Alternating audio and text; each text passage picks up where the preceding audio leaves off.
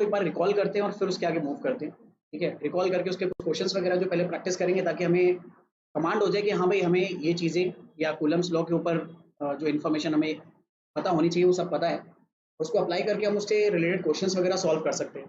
ठीक है, तो छोटी छोटी बातें जो हमें रिकॉल करनी है, जैसे सबसे पहले इन्फॉर्मेशन कि अगर कभी भी दो पॉइंट चार्जेस, जैसे एक का मैग्नीट्यूड Q1 है और दूसरे का मैग्नीट्यूड Q2 है, और ये दोनों चार्जेस अगर एक दूसरे से r डिस्टेंस पर लोकेटेड है, यानी इन दोनों चार्जेस के बीच की डिस्टेंस r है।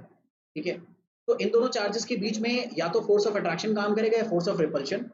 अब फोर्स ऑफ अट्रैक्शन हो या फोर्स ऑफ रिपल्शन, उसके मैग्नीट्यूड की वैल्यू किस फॉर्मूले से निकाल सकते हैं? वो फॉर्मूला होता है 1/4 pi epsilon not into magnitude of charges को हम लोग मल्टीप्लाई करेंगे। अगर हमें सिर्फ मैग्नीट्यूड चाहिए तो हमें यहाँ पर क्या लेना पड़ेगा, मॉड। क्यों? क्योंकि अगर Q1 पॉजिटिव है और Q2 नेगेटिव है और आपने विद साइन रख दिया तो आंसर कैसा आ सकता है, नेगेटिव। बट क्योंकि हम मैग्नीट्यूड के साथ काम कर रहे हैं तो इसलिए हमने यहाँ मॉड ले लिया ताकि अंदर कभी भी नेगेटिव साइन हमें ना मिले। और साथ ही साथ इनके बीच के डिस्टेंस का क्या करना होता है, स्क्वायर। लेकिन हमें ये भी याद रखना होता है कि ये फॉर्मूला सिर्फ दो कंडीशन में वैलिड है। पहली कंडीशन ये है कि ये दोनों चार्जेस पॉइंट चार्ज होने चाहिए। ठीक है, और इस फॉर्मूले की हेल्प से सिर्फ और सिर्फ क्या निकलेगा, मैग्नीट्यूड ऑफ फोर्स, चाहे फोर्स ऑफ अट्रैक्शन हो चाहे फोर्स ऑफ रिपल्शन हो। दूसरी बात जो हमें ध्यान रखनी है वो ये कि ये फॉर्मूला सिर्फ तभी वैलिड होता है जब हमारे चार्ज का सिस्टम एक्चुअली में एयर या वैक्यूम में रखा है। ठीक है, तो हमारा जो चार्ज का सिस्टम है वो एयर या फिर वैक्यूम में रखा हुआ है, तब ये फॉर्मूला वैलिड होता है। अगर एयर या वैक्यूम के अलावा किसी मीडियम में रखा है, जैसे वाटर के अंदर या ऑयल के अंदर, तो हमें इस फॉर्मूले में मॉडिफिकेशन करना होता है। वो मॉडिफिकेशन क्या होता है, हो गया कि हाँ भाई दो पॉइंट चार्जेस के बीच में लगने वाले फोर्स का, कि हाँ भाई दो पॉइंट चार्जेस के बीच में लगने वाले फोर्स का फॉर्मूला या लगने वाले फोर्स के मैग्नीट्यूड का फॉर्मूला इस तरह से निकाला जा सकता है। पर हमें साथ ही साथ ये भी पता है कि फोर्स एक्चुअली में कैसी क्वांटिटी होता है, वेक्टर क्वांटिटी होता है। तो अगर मैं इस फॉर्मूले को वेक्टर फॉर्म में कन्वर्ट करना चाहूँ तो कैसे निकलेगा? तो छोटी छोटी बातों का ध्यान रखना है कि दरअसल में जब दो चार्जेस के बीच में फोर्स ऑफ अट्रैक्शन या रिपल्शन होता है तो जो जिस पर्टिकुलर चार्ज को हम ऑब्जर्व कर रहे हैं उस चार्ज पर दूसरे चार्ज की वजह से कितना फोर्स लगेगा, हम उसे डिस्कस करेंगे। लेकिन हमें ये बात पता है कि ये जो फोर्स,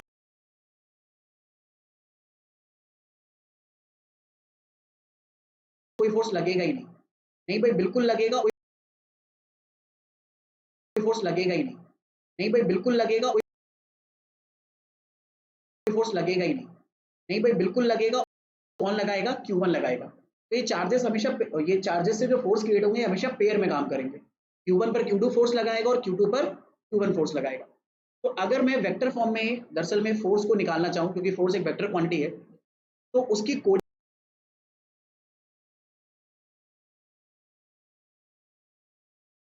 फोर्स वेक्टर निकालना चाह रहे हैं, फोर्स वेक्टर निकालना चाह रहे हैं, फोर्स वेक्टर निकालना चाह रहे हैं ड्यू टू 2। ठीक है, तो force on charge 1 due to 2, इसको अगर हमें क्वांटिफाई करना है तो फॉर्मूला क्या चलेगा, इसको अगर हमें क्वांटिफाई करना है तो फॉर्मूला क्या चलेगा भाई, ये जो कांस्टेंट 1/4 पाई एप्सिलॉन नॉट आता है ये तो आएगा ही आएगा। साथ में चार्जेस को रखना, अब क्योंकि वेक्टर फॉर्म है तो सिर्फ मैग्नीट्यूड की जरूरत नहीं है, डायरेक्शन की भी जरूरत है। तो आप यहाँ पर चार्जेस को उनके साइन के साथ पुट करना, ना कि उनका मॉड लेकर। ठीक है, यानी पॉजिटिव है तो पॉजिटिव रखोगे, नेगेटिव है तो नेगेटिव रखोगे विद साइन। डिवाइड क्या कर देंगे हम लोग, इन दोनों चार्जेस के बीच की जो भी डिस्टेंस है उस डिस्टेंस के मैग्नीट्यूड के स्क्वायर से। अब जाहिर सी बात है डिस्टेंस अगर r है तो r के मैग्नीट्यूड का स्क्वायर क्या ही बनेगा, r स्क्वायर बनेगा। लेकिन हमें साथ ही साथ क्या चाहिए होता है, अगर हमें इसे एक वेक्टर बनाना है, ठीक है, तो हमें पता है ये सारी चीजें जो है ये दरअसल में मैग्नीट्यूड देंगी। तो डायरेक्शन के लिए हमें डायरेक्शन वेक्टर से मल्टीप्लाई करना होगा। डायरेक्शन वेक्टर यूजुअली क्या होता है, एक यूनिट वेक्टर होता है। बस हमें समझाना पड़ेगा यूनिट वेक्टर है कैसे। तो उसके लिए कूलम ने बता दिया था कि दो चार्जेस के बीच में लगने वाला फोर्स ऑफ अट्रैक्शन या रिपल्शन, उन दोनों चार्जेस को स्ट्रेट लाइन में ज्वाइन करने वाले डिस्टेंस, ठीक है, या स्ट्रेट लाइन जो ज्वाइन करेगी उन दोनों चार्जेस को, उसी के अलॉन्ग होता है। यानी Q1 चार्ज पे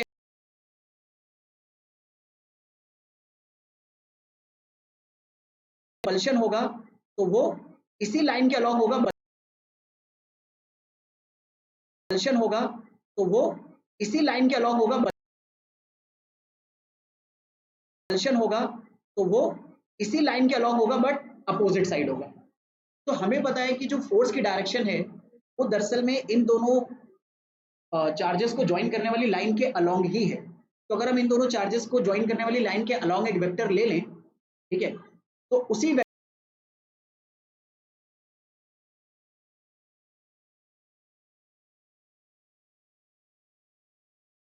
फोर्स की डायरेक्शन भी मिल जाएगी और ये फॉर्मूला तो मैग्नीट्यूड बता ही रहा है। तो इसीलिए यहाँ पर जो फोर्स की डायरेक्शन आएगी उसके लिए यूनिट वेक्टर क्या बनेगा? तो अगर हम फोर्स ऑब्जर्व कर रहे हैं Q1 पर ड्यू टू Q2, तो हम Q2 से एक वेक्टर बनाएंगे जो किसकी तरफ होगा? Q1 की तरफ होगा। तो हमें Q2 से स्टार्ट करते हुए वेक्टर बनाना है Q1 की तरफ। तो इस वेक्टर को हम लोग कैसे लिखेंगे? तो हम इसे लिखेंगे R21। ये बिल्कुल वैसी बात है जैसे हम लोग पोजीशन वेक्टर पे काम करते थे कि जैसे एक पॉइंट A है जिसका पोजीशन वेक्टर हमें पता है, ठीक है, लेट्स से ये पोजीशन वेक्टर R1 है, और एक पॉइंट B है जिसका पोजीशन वेक्टर हमें पता है, लेट्स से ये R2 है। और अगर मैं कहूँ कि मुझे BA वेक्टर फाइंड आउट करना है, ठीक है, तो BA वेक्टर कैसे निकलेगा? तो BA वेक्टर निकालने के लिए मैं क्या करूंगा? OA वेक्टर में से या O के पोजीशन A के पोजीशन वेक्टर में से B का पोजीशन वेक्टर माइनस करूंगा। यानी अगर BA की डायरेक्शन में जाना है मेरे को, तो जिस डायरेक्शन की तरफ मेरा हेड है, ठीक है, उसके पोजीशन वेक्टर से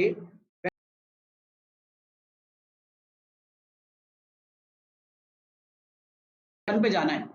तो एनालॉजी लो, मैं वन का वेक्टर पे जाना है, तो एनालॉजी लो, मैं वन का वेक्टर पे जाना है, तो एनालॉजी लो, मैं वन का वेक्टर पहले लूंगा और टू का वेक्टर बाद में लूंगा। और उसे लिखेंगे कैसे? लिखेंगे 2 1, यानी मैं 2 से जा रहा हूँ किसकी तरफ? 1 की तरफ। जैसे यहाँ पे B से मैं जा रहा था A की तरफ, तो मैंने लिखा था BA वेक्टर। यहाँ पे जा रहा हूँ मैं 2 से 1 की तरफ, तो इसलिए मैंने लिखा 2 1। अब लेकिन वेक्टर की डायरेक्शन चाहिए, तो ये हो जाएगा यूनिट वेक्टर। यूनिट वेक्टर निकलता कैसे है? अगर मैं R2 वेक्टर को निकालने की बात करूँ तो ये कैसे निकलेगा? तो मैं R21 वेक्टर निकालूंगा और उसे डिवाइड कर दूंगा R21 वेक्टर के मैग्नीट्यूड से, और मुझे पता है R21 वेक्टर का मैग्नीट्यूड इन दोनों पॉइंट के बीच की जस्ट क्या होगा? डिस्टेंस होगा। और दरअसल में अपोजिट चार्जेस के लिए, यानी फोर्स ऑफ अट्रैक्शन या फोर्स ऑफ रिपल्शन के लिए, आपको दरअसल में क्योंकि हम चार्जेस को अब किसके साथ रख रहे हैं? With sign. दरअसल में क्योंकि हम चार्जेस को अब किसके साथ रख रहे हैं? With sign. तो जबरदस्ती एक चार्ज को पॉजिटिव होना पड़ेगा और जरूरत, तो जबरदस्ती एक चार्ज को पॉजिटिव होना पड़ेगा और जरूरत मतलब डेफिनेटली दूसरे चार्ज को नेगेटिव होना पड़ेगा। तो Q1 Q2 को मल्टीप्लाई करो तो इवेंचुअली आंसर कैसा आएगा? नेगेटिव। और माइनस आया तो उस माइनस को अगर इस पोजीशन वेक्टर को मैं दे दूं, तो जो पोजीशन वेक्टर अभी Q2 से Q1 की तरफ इस डायरेक्शन में था, माइनस देने की वजह से वो क्या हो जाएगा? अपोजिट बन जाएगी। यानी यही बन जाएगी, यानी यही के लिए भी काम कर देगा वेक्टर फॉर्म में, और यही फॉर्मूला किसके लिए भी काम कर देगा? फोर्स ऑफ रिपल्शन के लिए भी। बस ध्यान क्या रखना है कि जब आप वेक्टर फॉर्म में इसे अप्लाई करोगे तो आपको चार्जेस को विद साइन रखना है, तभी जो यूनिट वेक्टर है वो अपना साइन अट्रैक्शन और रिपल्शन फोर्स के अकॉर्डिंग क्या कर लेगा? चेंज कर लेगा।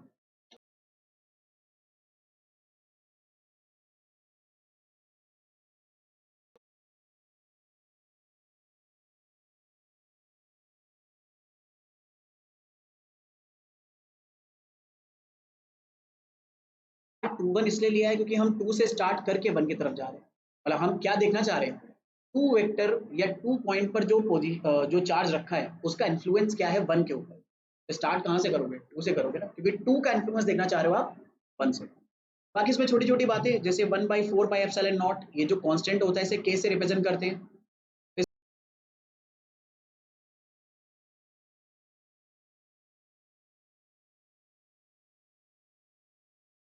क्या हो जाएगी? न्यूटन हो जाएगी, न्यूटन जाएगी, न्यूटन हो जाएगी, न्यूटन मीटर स्क्वायर पर कूलम स्क्वायर। और ये जो एप्सिलॉन नॉट होता है ये क्या होता है, परमिटिविटी ऑफ फ्री स्पेस, और इसकी वैल्यू क्या हो जाएगी 8.85 इंटू यूनिट।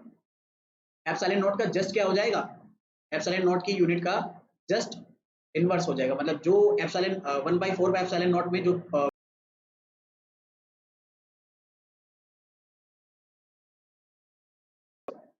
जिसे हम लोग एप्सिलॉन नॉट को बोलते क्या है, परमिटिविटी ऑफ, जिसे हम लोग एप्सिलॉन नॉट को बोलते क्या है, परमिटिविटी ऑफ, जिसे हम लोग एप्सिलॉन नॉट को बोलते क्या है, परमिटिविटी ऑफ फ्री स्पेस। तो यहाँ पर एक बात ध्यान रखनी है कि ये वाला जो फॉर्मूला है, या ये वाला जो फॉर्मूला है, चाहे वो मैग्नीट्यूड के फॉर्म में चाहे वेक्टर के फॉर्म में, वो एक्चुअली में काम करता है सिर्फ एयर या वैक्यूम में। और एयर या वैक्यूम की जो परमिटिविटी होती है, ठीक है, मतलब जो रिलेटिव परमिटिविटी होती है वो बन ली जाती है वैसे, ठीक है। तो अब अगर क्या करें, अगर तब हम क्या करेंगे, अगर हमारा सिस्टम दरअसल में एयर या वैक्यूम में की बजाय किसी और मीडियम में रखा है। सिस्टम से मेरा कहने का मतलब होता है कि हमारे चार्ज पार्टिकल्स एयर या वैक्यूम के अलावा अगर कहीं और रखें, तो अगर वो एयर या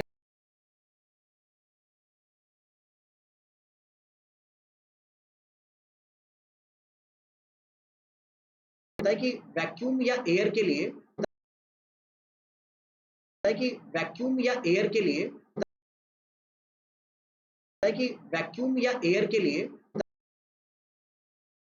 होता है कि वैक्यूम या एयर के लिए जो फोर्स निकलेगा वो ऐसे निकलेगा 1/4 pi epsilon naught Q1 Q2 upon R square. लेकिन अगर आप किसी और मीडियम के लिए काम कर रहे हो, जो मीडियम एयर या वैक्यूम से डिफरेंट है, तो उसके लिए फॉर्मूला बनेगा 1/4 pi epsilon not into epsilon r. ये एप्सिलॉन आर क्या होता है, इस एप्सिलॉन आर को हम लोग बोलते हैं रिलेटिव परमिटिविटी ऑफ मीडियम।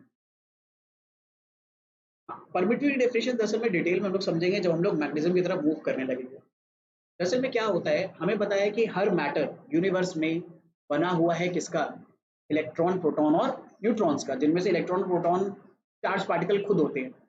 तो अगर मैं एयर या अगर मैं वैक्यूम के बारे में बात कर रहा हूँ स्पेसिफिकली,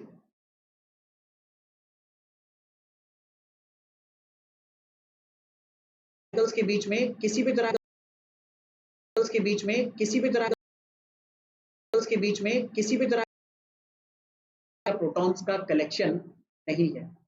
लेकिन अगर मैं इसे किसी मीडियम में डाल देता हूँ, लेट्स से वाटर में, तो वाटर के पार्टिकल्स में, यानी वाटर के जो मॉलिक्यूल्स होंगे उनमें भी क्या होंगे, इलेक्ट्रॉन और प्रोटॉन। और ये इलेक्ट्रॉन और प्रोटॉन का जो इन्फ्लुएंस है वो उन चार्जेस के अट्रैक्शन या रिपल्शन को क्या कर सकता है, डिस्टर्ब कर सकता है। तो परमिटिविटी दरअसल में इसी बात को क्या, मतलब मोटे मोटे तौर पे मैं आपको बता रहा हूँ परमिटिविटी क्या अकाउंट करती है। परमिटिविटी दरअसल में मीडियम के बारे में,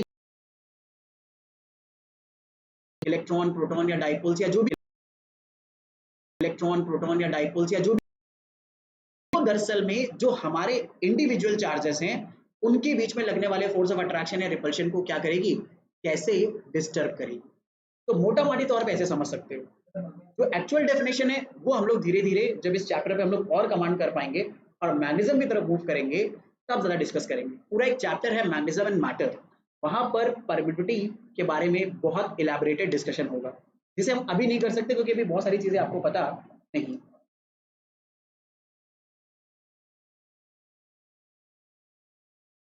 बिल्कुल सही बात। अभी तो परमिट उसकी रिलेटिव परमिटिविटी क्या ली गई है, वन ली गई है। मतलब उसकी डेफिनेशन ये होगी कि अगर वैक्यूम है तो जो उसकी रिलेटिव परमिटिविटी होगी, ध्यान रखना वर्ड जो है वो रिलेटिव परमिटिविटी का है, तो उसकी रिलेटिव परमिटिविटी क्या होगी, वन। मतलब उसके बीच के जो इलेक्ट्रॉन और प्रोटॉन है वो है ही नहीं वहां पर। तो उस केस में हमारे इंडिविजुअल चार्जेस के बीच में जो फोर्स ऑफ अट्रैक्शन या रिपल्शन लग रहा होगा वो बिल्कुल कैसा होगा, एब्सोल्यूट होगा, यानी उतना ही लगना चाहिए होगा उनके बीच में। ठीक है, किसी और मीडियम को डालोगे तो मीडियम के इलेक्ट्रॉन और प्रोटॉन क्या करेंगे, या मीडियम के जो चार्ज है वो क्या करेंगे, उन दो चार्जेस को जिन्हें जिन्हें आप फोकस करना चाहते हो या जिन्हें आप स्टडी करना चाहते हो उनके बीच के फोर्स ऑफ अट्रैक्शन या रिपल्शन को क्या कर सकते हैं, घटा या बढ़ा सकते हैं। और मोस्टली घटा ही देते हैं, ठीक है, मोस्टली रिड्यूस ही कर देते हैं उस फोर्स ऑफ अट्रैक्शन। तो मतलब कहने का ये है कि अगर फ्री स्पेस है तो फ्री में जो चार्ज पार्टिकल है वो अपने आप में फ्री स्पेस में चार्ज पार्टिकल रखे हैं, तो उनके बीच में जो फोर्स ऑफ अट्रैक्शन या रिपल्शन है वो बिल्कुल एब्सोल्यूट है, ठीक है। और अगर आपने किसी और मीडियम में डाला तो वो डेफिनेटली क्या हो जाने वाला है, डिक्रीज होने वाला है। लेकिन किसके इन्फ्लुएंस में, मीडियम के इन्फ्लुएंस में। क्या उनके बीच में जो फोर्स लग रहा होगा वो चेंज होगा? आंसर है नहीं, वो नहीं चेंज होगा। मीडियम मजबूरी में उसे क्या करा रहा है, कम करा रहा है। ये बिल्कुल वैसी बात है जैसे हमारा मास है वो फिक्स है, 70 केजी या 80 केजी या जितना भी है, लेकिन जब हम पे ग्रेविटी काम करती है तो हमारे वेट में क्या आ जाता है, हमें डिफरेंस महसूस होता है। ये बिल्कुल वैसी ही बात है। इससे क्या हमारा मास चेंज होगा? अगर आप यहाँ से मून पे चले जाओगे या मार्स पे चले जाओगे, मास तो वही रहेगा, लेकिन वहां पर वो क्या हो जाता है, अलग हो जाता है। ये कुछ वैसी ही एनालॉजी, वो क्या हो जाता है, अलग हो जाता है। ये कुछ वैसी ही एनालॉजी, ठीक है। फोर्स तब भी मीडियम पार्टिकल्स के बीच में एब्सोल्युटली उतना ही लग रहा होगा, लेकिन मीडियम उस फोर्स को इवेंचुअली क्या कर दे रहा है, घटा देता है। और हमेशा घटाता ही है, कभी बढ़ा नहीं सकता, ठीक है। क्यों? क्योंकि एयर और वैक्यूम में ही ऐसा हो सकता है कि पार्टिकल्स के बीच में बिल्कुल एब्सोल्यूट फोर्स है, उस फोर्स को कोई भी चीज डिस्टर्ब नहीं कर रही है। आई होप आप मेरी बात समझ रहे हो, ठीक है। चलो, तो अगर मैं एफ एम और एफ बी को डिवाइड करूं, यानी अगर मैं इसे क्वेश्चन नंबर 1 बोल दूं, इसे क्वेश्चन नंबर 2, तो आप देख सकते हो Q1 Q2 R square 1/4 pi epsilon not सब डिवाइड हो जाएगा, सिर्फ बचेगा क्या, एप्सिलॉन आर। एप्सिलॉन आर मैंने आपको बताया क्या है, रिलेटिव परमिटिविटी ऑफ मीडियम। तो अगर डिफाइन करना हो आपको रिलेटिव परमिटिविटी ऑफ मीडियम को, तो कैसे करोगे,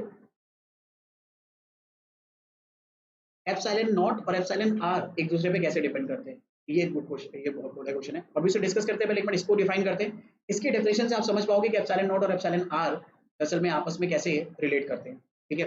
तो अगर मैं एफ एम और एफ बी को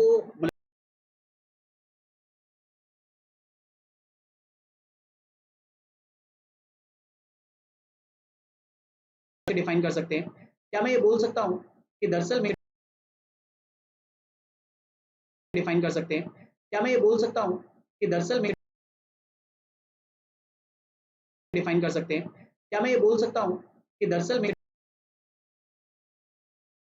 डिफाइन कर सकते हैं, क्या मैं ये बोल सकता हूँ कि दरअसल में किसी भी मीडियम की जो रिलेटिव परमिटिविटी होती है, किसी भी मीडियम की जो रिलेटिव परमिटिविटी होती है, वो एक्चुअली में दो फिक्स चार्जेस के बीच में लगने वाले फोर्स ऑफ अट्रैक्शन या रिपल्शन, जबकि वो फिक्स चार्जेस किस में रखे हैं, मीडियम में रखे हैं, उस फोर्स, और अगर उन्हीं चार्जेस को किस में रखा है, वैक्यूम में, तो उस फोर्स के रेशियो के क्या है, बराबर है, ठीक है।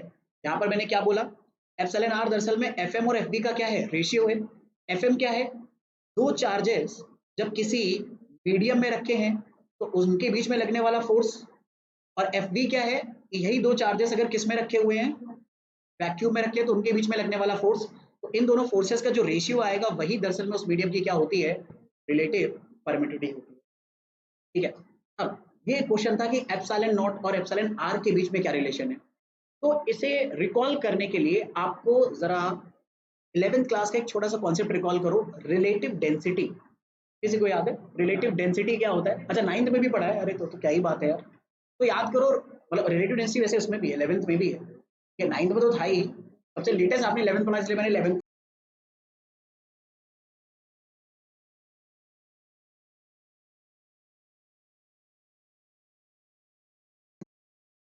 आप क्या बोलते हो, डेंसिटी ऑफ सब्सटेंस।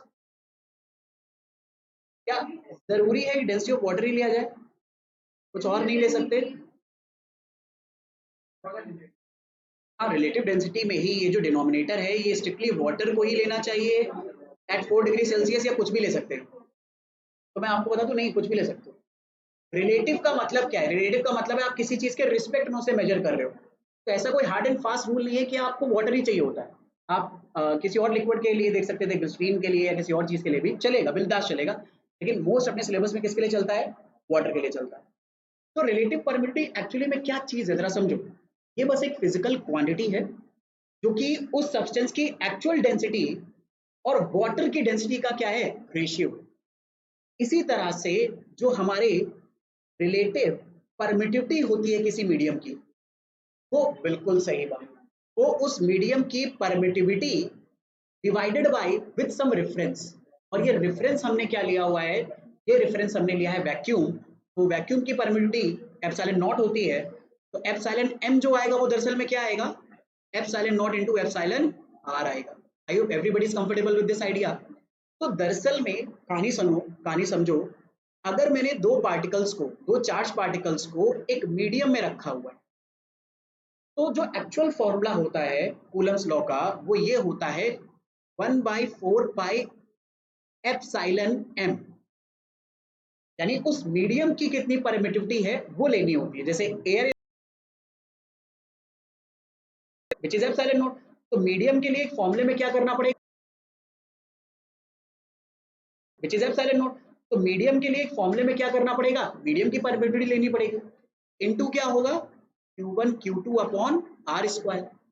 लेकिन यहां पर हमने क्या देखा इस फॉर्मूले में कि जो एप्सिलॉन एम होता है वो दरअसल में एप्सिलॉन नॉट और एप्सिलॉन आर का क्या होता है, प्रोडक्ट होता है।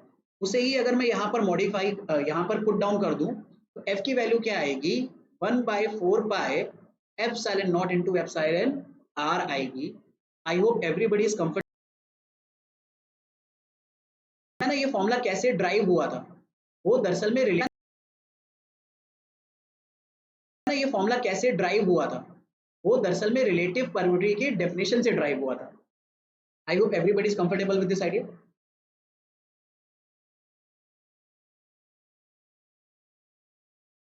नहीं बोल सकते, क्योंकि जैसे मैंने ऊपर बताया कि रिलेटिव डेंसिटी जब हम टर्म इस्तेमाल करते हैं तो दरअसल में जो रेफरेंस होता है वो आपको लेने की फ्रीडम है कि आप वाटर या कोई और लिक्विड ले सकते हो, ठीक है, रिलेटिव डेंसिटी के टर्म।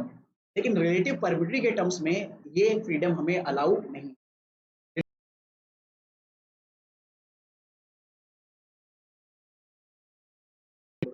आप इसे वाट आप इसे वाट आप इसे वाटर मीडियम के रिस्पेक्ट में नहीं ले पाओगे। तो ये एक छोटा सा डिफरेंस है रिलेटिव डेंसिटी और रिलेटिव परमिटिविटी के बीच में। और मैं आपको अभी से एक बात बता दूं, दरअसल में ये बात मेरे को अपनी इंजीनियरिंग में पता चली, तो इतनी लेट पता चली थी कि मेरा कोर्स एकदम गड़बड़ हो गया था और बात बहुत छोटी सी थी। मैं अपने इंजीनियरिंग के कोर्स में कंफ्यूज हो जाता था बार बार इस टर्म में, relative density and specific gravity.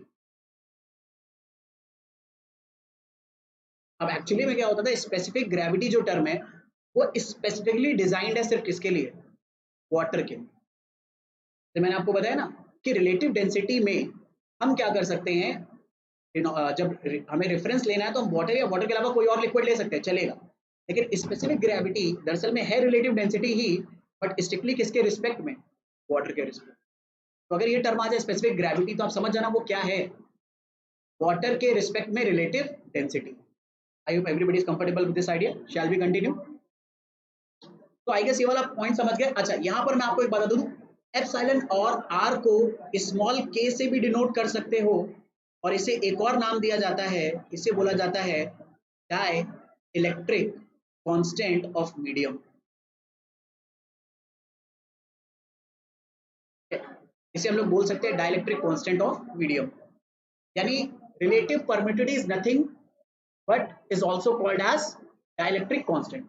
अच्छा, अब एक बात बताओ, ध्यान से देखिए, ये मीडियम में दो चार्जेस अगर रखे हैं तो उनके बीच में लगने वाले फोर्स के फॉर्मूले को अगर मैं इस फॉर्मूले में बस आपसे पूछूं कि भाई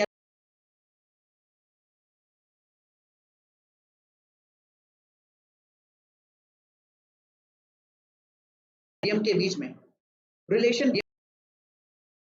के बीच में रिलेशन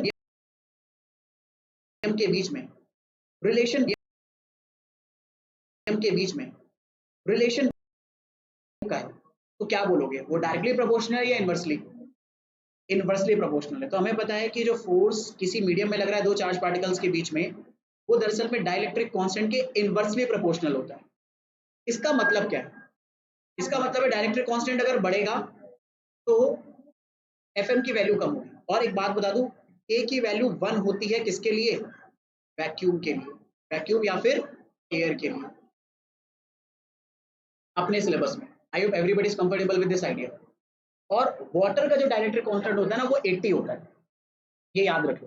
वाटर का डाइलेक्ट्रिक कांस्टेंट कितना मैंने बताया, 80। अब आराम से मेरी बात को समझिएगा, ये बात नोट डाउन कर लो, वाटर का डाइलेक्ट्रिक कांस्टेंट 80 होता है, ठीक है। अच्छा, डाइलेक्ट्रिक कांस्टेंट की कोई यूनिट आएगी क्या,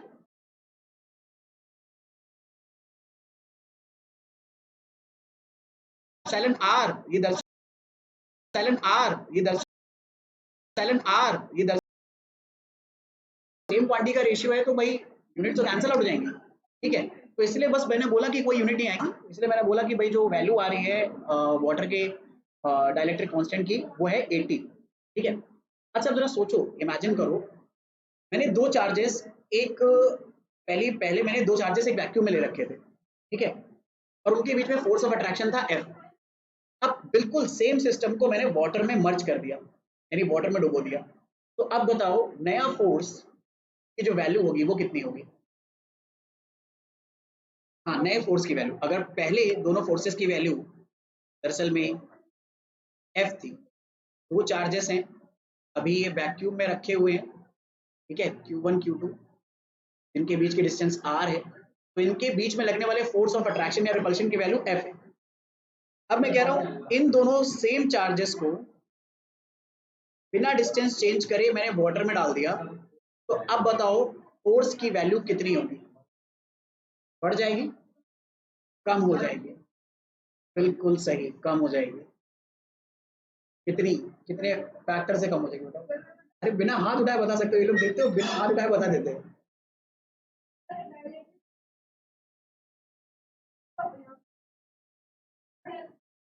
ठीक है भाई, जाहिर सी बात है, वाटर का डाइलेक्ट्रिक कांस्टेंट कितना है 80, और वैक्यूम का कितना है? हाँ लगभग 80 81, मतलब मैं तो 80 याद रखता हूँ तो मैं 80 बोल रहा हूँ, वो स्पेसिफिकली आपको दिया होगा, ठीक है। मैं राउंड ऑफ करके बोलता रहता हूँ, मतलब मेरी आदत है बड़ी गंदी, जैसे 81 होगा तो मैं हो सकता है 80। ये इंजीनियर्स के साथ सबसे बड़ी दुविधा हो जाती है, ये इंजीनियर्स के साथ सबसे बड़ी दुविधा हो जाती है, हम लोग राउंड ऑफ करने में आदत पड़ जाती है हम लोग को राउंड ऑफ करने की। ये तो रिलेटिव परमिटिविटी है, परमिटिविटी नहीं है, रिलेटिव परमिटिविटी है। तो एफ एफ डैश अगर आप निकालोगे तो भाई एफ एक्चुअली में क्या था, 1/4 pi epsilon naught Q1 Q2 upon r square. यहाँ पर फॉर्मूला लिखोगे तो क्या आएगा, 1/4 pi epsilon naught K of water into Q1 Q2 upon r square. अब जितनी चीज को मैं सर्किल डाउन कर रहा हूँ, जरा ध्यान से देखो, ये जो वैल्यू है ये एक्चुअली में कुछ नहीं है बल्कि एफ की वैल्यू है। तो एफ डैश दरअसल में एफ अपॉन के बराबर होगा, और के फॉर वाटर कितना है 80। यानी जैसे इस सिस्टम को आप वाटर ऑफ अट्रैक्शन और रिपल्शन, दरअसल में ऑफ अट्रैक्शन और रिपल्शन, दरअसल में 80 टाइम्स क्या हो जाएगा, कम हो जाएगा। 80 टाइम्स क्या हो जाएगा, कम हो जाएगा। और अगर अट्रैक्शन या रिपल्शन कम हो गया तो इसका मतलब है वो सिस्टम अब उतने फोर्स एक दूसरे को ना तो अट्रैक्ट कर रहे हैं ना उतने फोर्स से एक दूसरे को रिपेल कर रहा है। आई hope everybody is comfortable with this idea.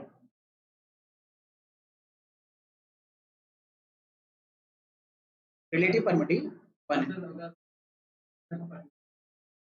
बढ़ जाएगी, 80 हो गई,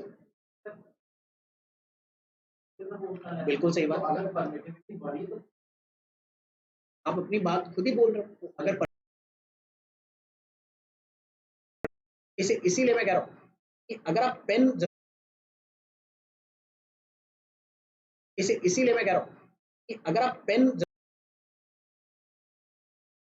तो मिस्टेक्स बहुत, तो मिस्टेक्स बहुत,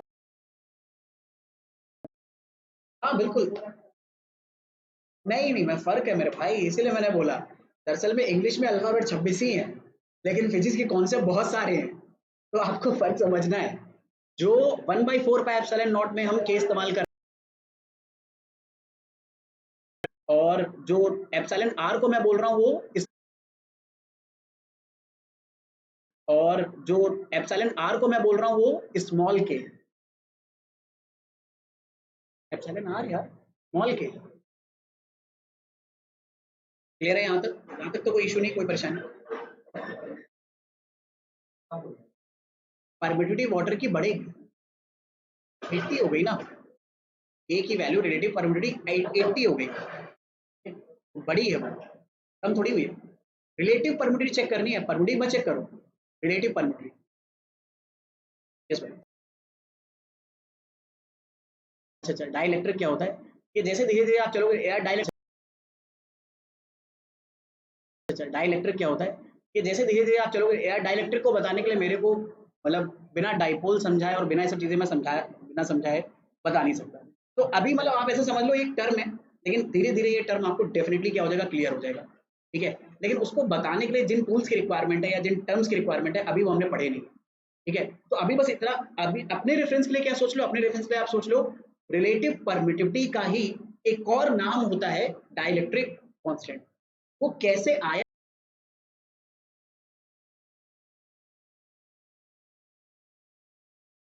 इलेक्ट्रिक पोटेंशियल तब ज्यादा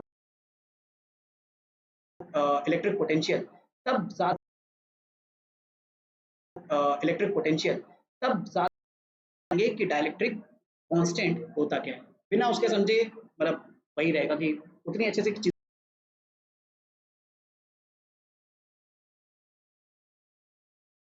और स्मॉल के आप डाइलेक्ट्रिक कांस्टेंट बोल दो, ये डिनोशन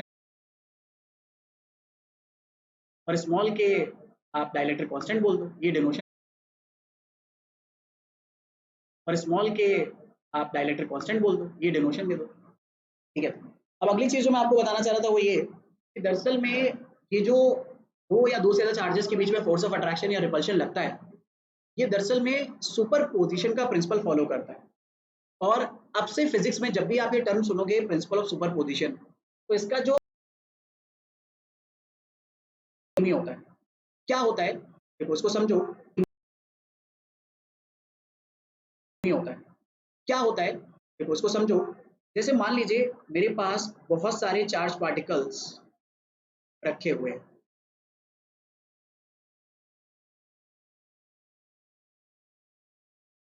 ठीक है, जैसे ये कोई Q1 चार्ज है, ये कोई Q2 चार्ज है, ये कोई Q3 चार्ज है, यहाँ पर कोई Q4 चार्ज है, यहाँ पर कोई Q5 चार्ज है, और मैं इन चारों चार्जेस का Q1 पर लगने वाला फोर्स ऑफ अट्रैक्शन या रिपल्शन फाइंड आउट करना चाहता हूँ। तो मुझे श्योरिटी के साथ पता है कि Q2 क्या करेगा, Q1 पर कोई तो फोर्स ऑफ अट्रैक्शन या रिपल्शन लगाएगा। ठीक है, जो कि R1 डिस्टेंस पे रखा हुआ है। Q3 भी लगाएगा, मान लेते हैं वो R3 डिस्टेंस पे रखा है। Q4 भी लगाएगा, लेट से वो R4 डिस्टेंस पे रखा है, और Q5 भी लगाएगा, लेट से वो R5 डिस्टेंस पे लगाएगा। अभी के लिए फिलहाल मैं ऐसा मान ले रहा हूँ कि सारे फोर्स रिपल्सिव नेचर के, जरूरी नहीं ऐसा हो, अभी के लिए मैं मान ले रहा हूँ। तो अगर सारे फोर्स रिपल्सिव नेचर के होंगे तो जो Q1 पर Q5 की वजह से फोर्स लग रहा होगा वो कहीं इस डायरेक्शन में ड्यू टू 5, गलत तो नहीं है, ड्यू टू 5 गलत तो नहीं है, वजह से जो फोर्स लगेगा वो कहीं इस डायरेक्शन में होगा। Everybody is comfortable with this idea. Q3 की वजह से जो फोर्स लगेगा वो कहीं इस डायरेक्शन में होगा, और Q4 की वजह से जो फोर्स लगेगा वो इस डायरेक्शन में होगा। तो प्रिंसिपल ऑफ सुपरपोजिशन ये कहता है कि भाई इन चारों चार्जेस की वजह से इस Q1 चार्जेस पे बहुत सारे फोर्स लग रहे हैं, F12, F13, F14, F15। तो इस Q1 चार्ज पे जो नेट फोर्स लगेगा या नेट फोर्स जो आपको निकालना है, वो दरअसल में इन चारों फोर्स का वेक्टर सम होगा। ये तो बड़ी कॉमन सेंस की बात है यार, कि भाई अगर एक पॉइंट पे चार अलग अलग फोर्स अलग अलग डायरेक्शन में लग रहे हैं तो नेट फोर्स कैसे निकालते हो, वेक्टर सम करके। बस यही है क्या, प्रिंसिपल ऑफ सुपरपोजिशन। लेकिन प्रिंसिपल ऑफ सुपरपोजिशन के अपने बड़े मायने हैं। बड़े मायने क्या है, मायने ये है कि दरअसल में Q2 पर कौन भी फोर्स लगा रहा होगा, Q3। लेकिन Q3 अगर Q2 पर भी फोर्स लगा रहा है, Q4 पर भी, Q5 पर भी, तो Q3 के इन चार्जेस पे लगने वाले फोर्स का Q1 पर लगने वाले फोर्स से कोई लेना देना नहीं है।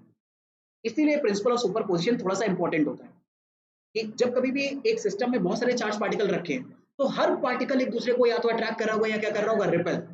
लेकिन इन अट्रैक्शन एंड रिपल्शन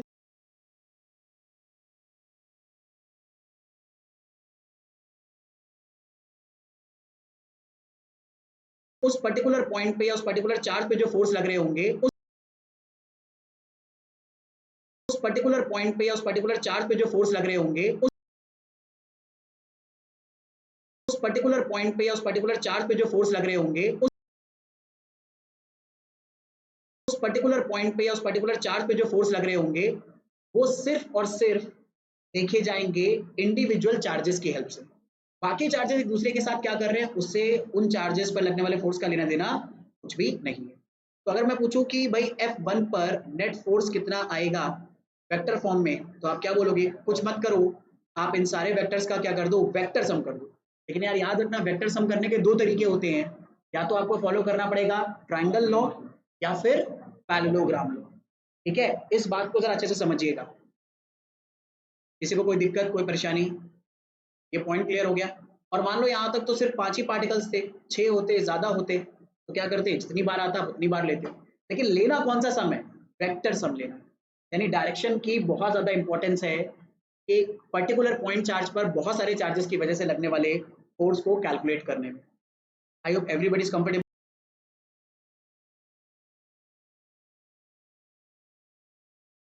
नेट आने वाला है वो दरअसल में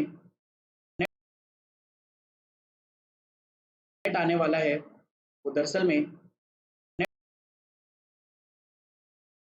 नेट आने वाला है वो दरअसल में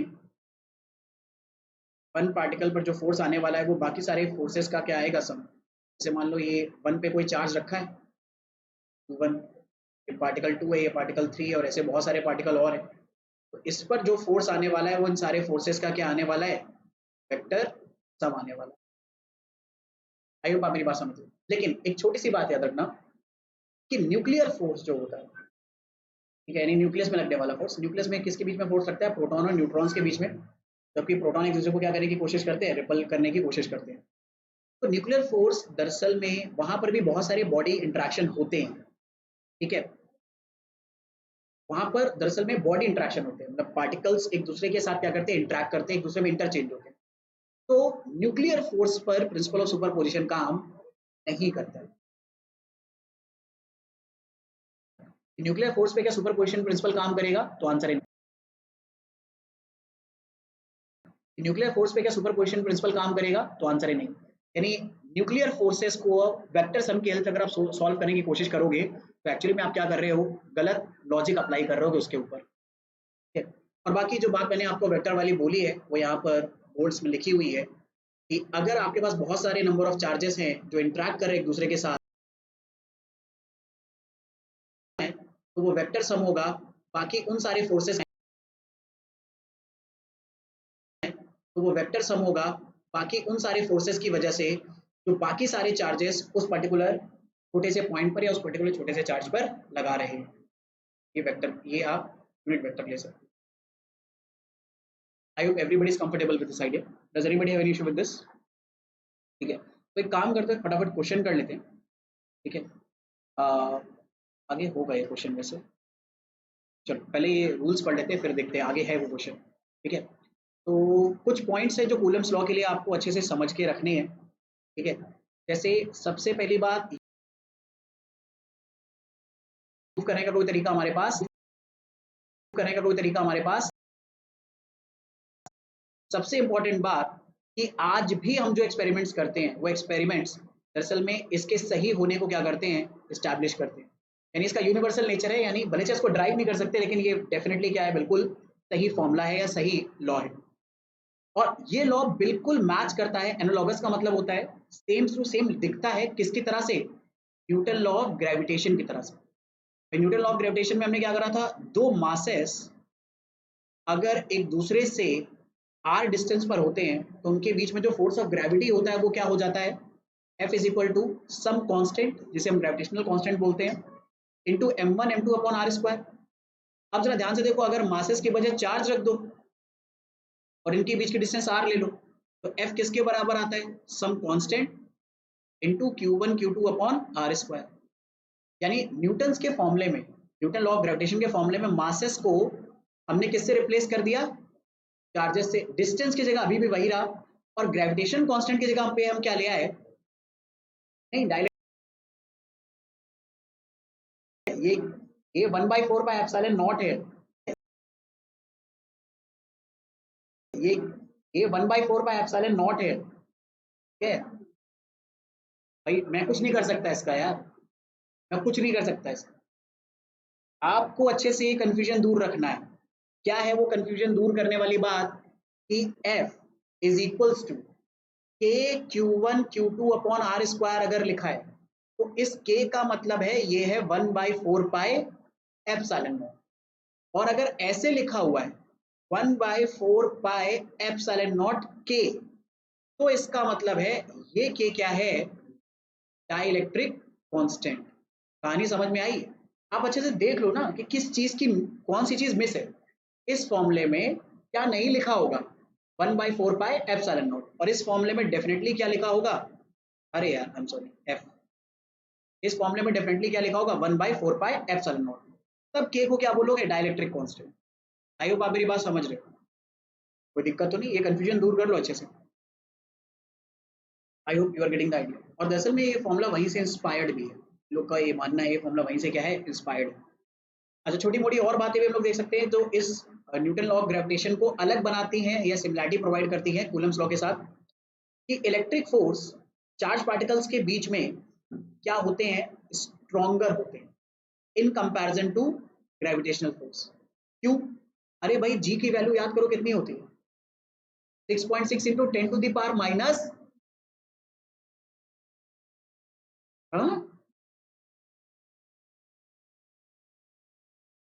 माइनस में होती है, पावर माइनस में है ना, माइनस का मतलब क्या है, वैल्यू बहुत होती है। लेकिन जबकि अगर आप यहाँ पर न्यूटन लॉ ऑफ सॉरी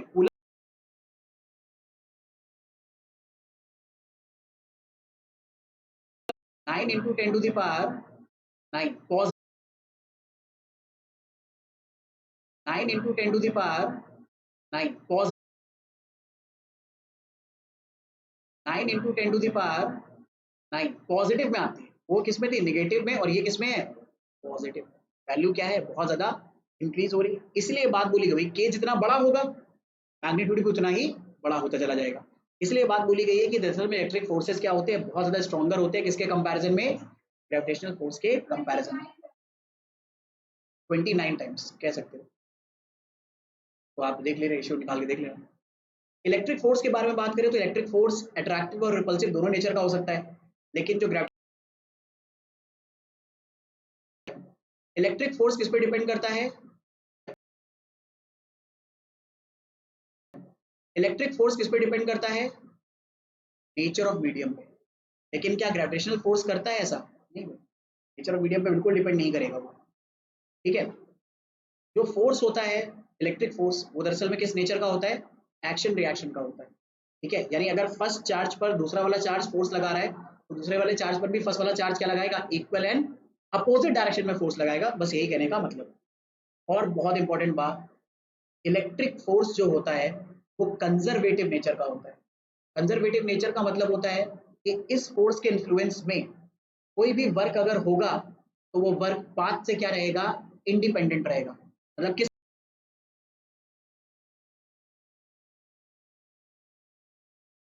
तो हर डिफरेंट पाथ के लिए क्या आएगी, सेम आती है। तो हर डिफरेंट पाथ के लिए क्या आएगी, सेम आती है। तो हर डिफरेंट पाथ के लिए क्या आएगी, सेम आती है कंजर्वेटिव फोर्स के लिए। तो कंजर्वेटिव फोर्स की बड़ी इंटरेस्टिंग बात होती है, ठीक है, वो उनका वर्क डन पाथ इंडिपेंडेंट होता है। वैसे हमें नॉर्मली पता है, जैसे मान लो ये फर्स्ट पॉइंट है, सेकंड पॉइंट है, एक पार्टिकल को यहाँ से यहाँ लेकर हमें जाना है खिसकाते हुए,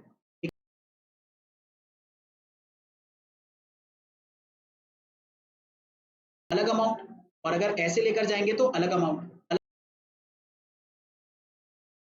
अलग अमाउंट, और अगर ऐसे लेकर जाएंगे तो अलग अमाउंट, अलग अमाउंट, और अगर ऐसे लेकर जाएंगे तो अलग अमाउंट। ठीक है, टोटल वर्क तो अलग अलग तरह से, लेकिन कंजर्वेटिव फोर्स के अगर अंदर बात करोगे तो इन सारे पाथ से भी जाओगे तो सारे पाथ में फोर्स क्या रहेगा, सॉरी वर्क की वैल्यू क्या आएगी, सेम आएगी। ये होता है कंजर्वेटिव फोर्स का मीनिंग। भाई यहाँ तक तो ये बातें आपको क्लियर है। बाकी छोटी मोटी बातें जो आप और रिकॉल कर सकते हो कि जो लॉ होता है वो एक्सप्रेस करता है force between two point charges at rest, यानी दो बातें, जो फोर्स ऑफ कूलम लॉ का फोर्स है उसके लिए चार्जेस पॉइंट वाले होने चाहिए और साथ में रेस्ट पे होने चाहिए। और अगर आप कूलम का लॉ, ये बड़ा इंपॉर्टेंट पॉइंट है क्योंकि ये आपके न्यूमेरिकल सॉल्व करने में हेल्प करता है, कूलम का लॉ किस पर अप्लाई कर रहे हो, एक्सटेंडेड बॉडीज पर। एक्सटेंडेड बॉडीज का मतलब क्या होता है, जो साइज में थोड़ी सी क्या हो, बड़ी, जैसे एक मेटल का स्फीयर ले लो, या एक क्या नाम है आयरन की बॉल ले लो। ठीक है, ये सब क्या होती है, एक्सटेंडेड बॉडी, जिनमें मास क्या होता है, बहुत सारी अलग अलग जगह पर डिस्ट्रीब्यूटेड होता है। तो एक्सटेंडेड बॉडीज जिनका साइज कैसा है, फाइनाइट है, और उन पे हमने चार्ज दे रखा है, और वहां पर हम कूलम्स लॉ का फोर्स ऑफ अट्रैक्शन या रिपल्शन वाला फॉर्मूला लगाना चाहते हैं। तो इसे लगाया जा सकता है, लेकिन सिर्फ तब जब आप अज्यूम करो कि बॉडी का सारा चार्ज कहां पर है, उसके सेंटर पर कॉन्सेंट्रेटेड है। मैं दूंगा आके, एक बात करो, इधर से बगल से आके जाता ले लो, जगह बनाओ यार।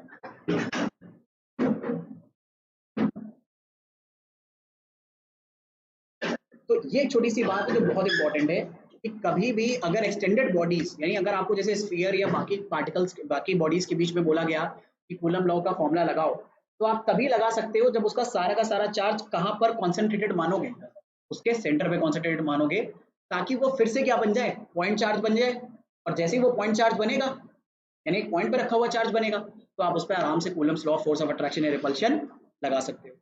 आई होप आप मेरी बात समझ रहे हो, ठीक है। तो यही छोटी छोटी बातें, बाकी जो छोटे मोटे पॉइंट्स हैं, ये वाला मैंने आपको बताया सुपरपोजिशन प्रिंसिपल में। जो इलेक्ट्रिक फोर्स होता है दो चार्जेस के बीच में, वो अपने नेबरिंग चार्जेस के वजह से डिस्टर्ब नहीं होता है, ठीक है। इसी वजह से हम वहां पर क्या अप्लाई कर पाते हैं, सुपरपोजिशन प्रिंसिपल अप्लाई करना। फटाफट ये क्वेश्चन सॉल्व करते हैं यार। से क्या रहा है आउट यार क्लास के बाद।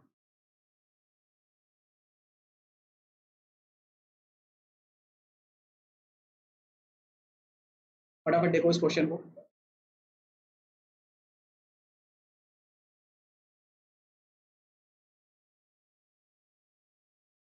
पेन सेम, शायद, अरे शायद नहीं, श्योर हो जाओ, शायद मत करो।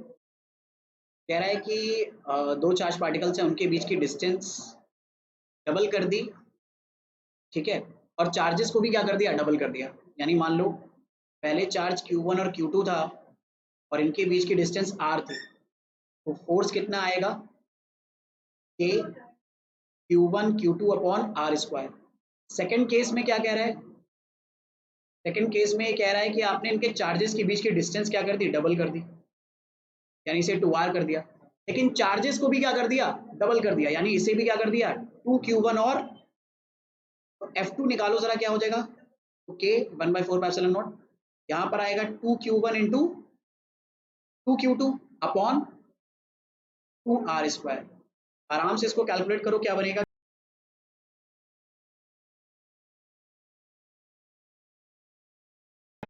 यानी इवेंचुअली ये जो फॉर्मूला आ रहा है, ये यानी इवेंचुअली ये जो फॉर्मूला आ रहा है, ये यानी इवेंचुअली ये जो फॉर्मूला आ रहा है, ये फॉर्मूला तो बिल्कुल ऊपर वाले फॉर्मूले की तरह है। यानी ये किसके बराबर है, F1 के बराबर है, तो F2 किसके बराबर आ गया, F1 के बराबर, विच मीन्स फॉर्मूले में, मतलब यानी फोर्स के मैग्नीट्यूड में कोई भी चेंज नहीं आएगा। तो इस क्वेश्चन से दरअसल समझना क्या है, ये क्वेश्चन हमें ये समझा रहा है कि अगर मान लो मैं चार्जेस के बीच की डिस्टेंस या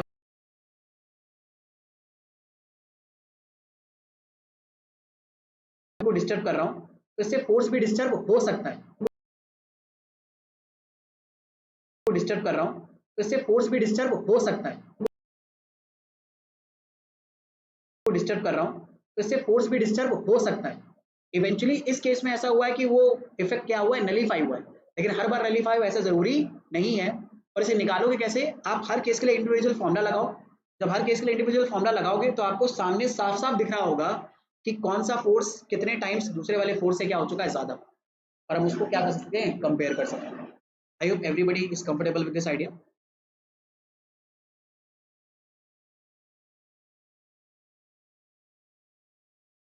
अच्छा, ओके ओके ओके, हाँ बिल्कुल सही बात है, मतलब टू इक्वल पॉइंट चार्ज का मतलब है Q1 और Q2 का मैग्नीट्यूड सेम है, लेट्स से वो Q और Q है, ठीक है, तो यहाँ पर भी वो क्या हो जाएगा, Q और Q ही हो जाएगा, ये कहने का मतलब है। वो तो मैंने इन जनरल केस में भी ले लिया था कि Q1 Q2 अगर ले लोगे तो भी काम चलेगा। नेक्स्ट, ये आपको इसका आंसर देना पड़ेगा, इसमें जानबूझ के मैंने ऑप्शन नहीं दिया। ऑप्शन में क्या होता है, कई बार हम आंसर जब आ जाता है हमारे सामने तो हम लोग सोचने लग जाते हैं कि हाँ भाई ये होगा। एक पार्टिकल है m मास का, कैरिंग चार्ज Q1। तो कई बार बच्चों को लगता है कि अच्छा कैरिंग का मतलब मूव कर रहा है, मूव कर रहा है तो इसमें इलेक्ट्रोस्टैटिक फोर्स ऑफ अट्रैक्शन या रिपल्शन का फॉर्मूला नहीं लगेगा। ऐसे नहीं, कैरिंग का मतलब उसके ऊपर चार्ज की इन्फॉर्मेशन दे रखी है बस, कि m के ऊपर जो चार्ज है वो q1 है, m मास की बॉडी है उसके ऊपर charge q1 is revolving around fix charge -q2, एक -q2 चार्ज है इसके अराउंड ये रिवॉल्व कर रहा है इन सर्कुलर पाथ ऐसे,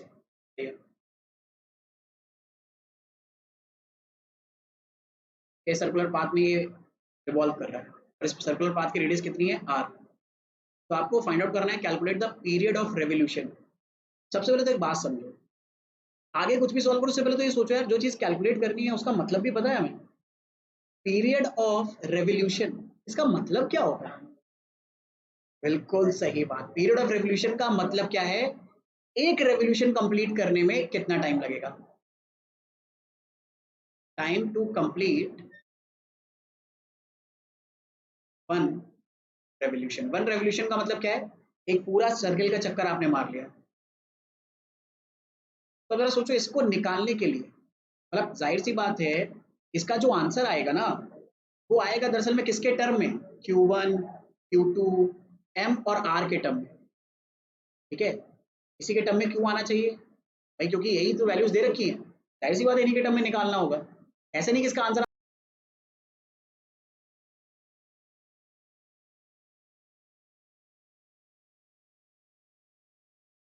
इन्हीं चारों के टर्म्स में आएगा। हो सकता है कुछ कांस्टेंट टर्म वगैरह भी आ रहे हो तो आने दो। तो हमें समझना है कि यार कॉन्सेप्ट क्या लगाया जाए जिससे ये प्रॉब्लम सारा सॉल्व हो। कॉन्सेप्ट कौन सा लगाया जाए? यस बेटा।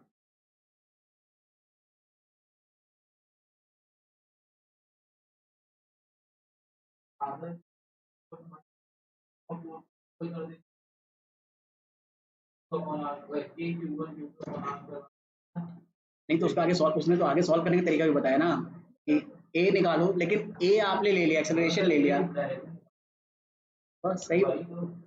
अरे नहीं वो तो यार कॉमन सेंस की बात है कि फोर्स का फॉर्मूला रखोगे यार, वो तो रखोगे, वो तो आप बस डिटेल बता रहे हो, आइडिया तो पता चल गया। इंपॉर्टेंट बात है अब ये सोचना है कि अगर एक्सेलरेशन निकाला तो आगे प्रॉब्लम सॉल्व हो सकता है क्या? कैसे?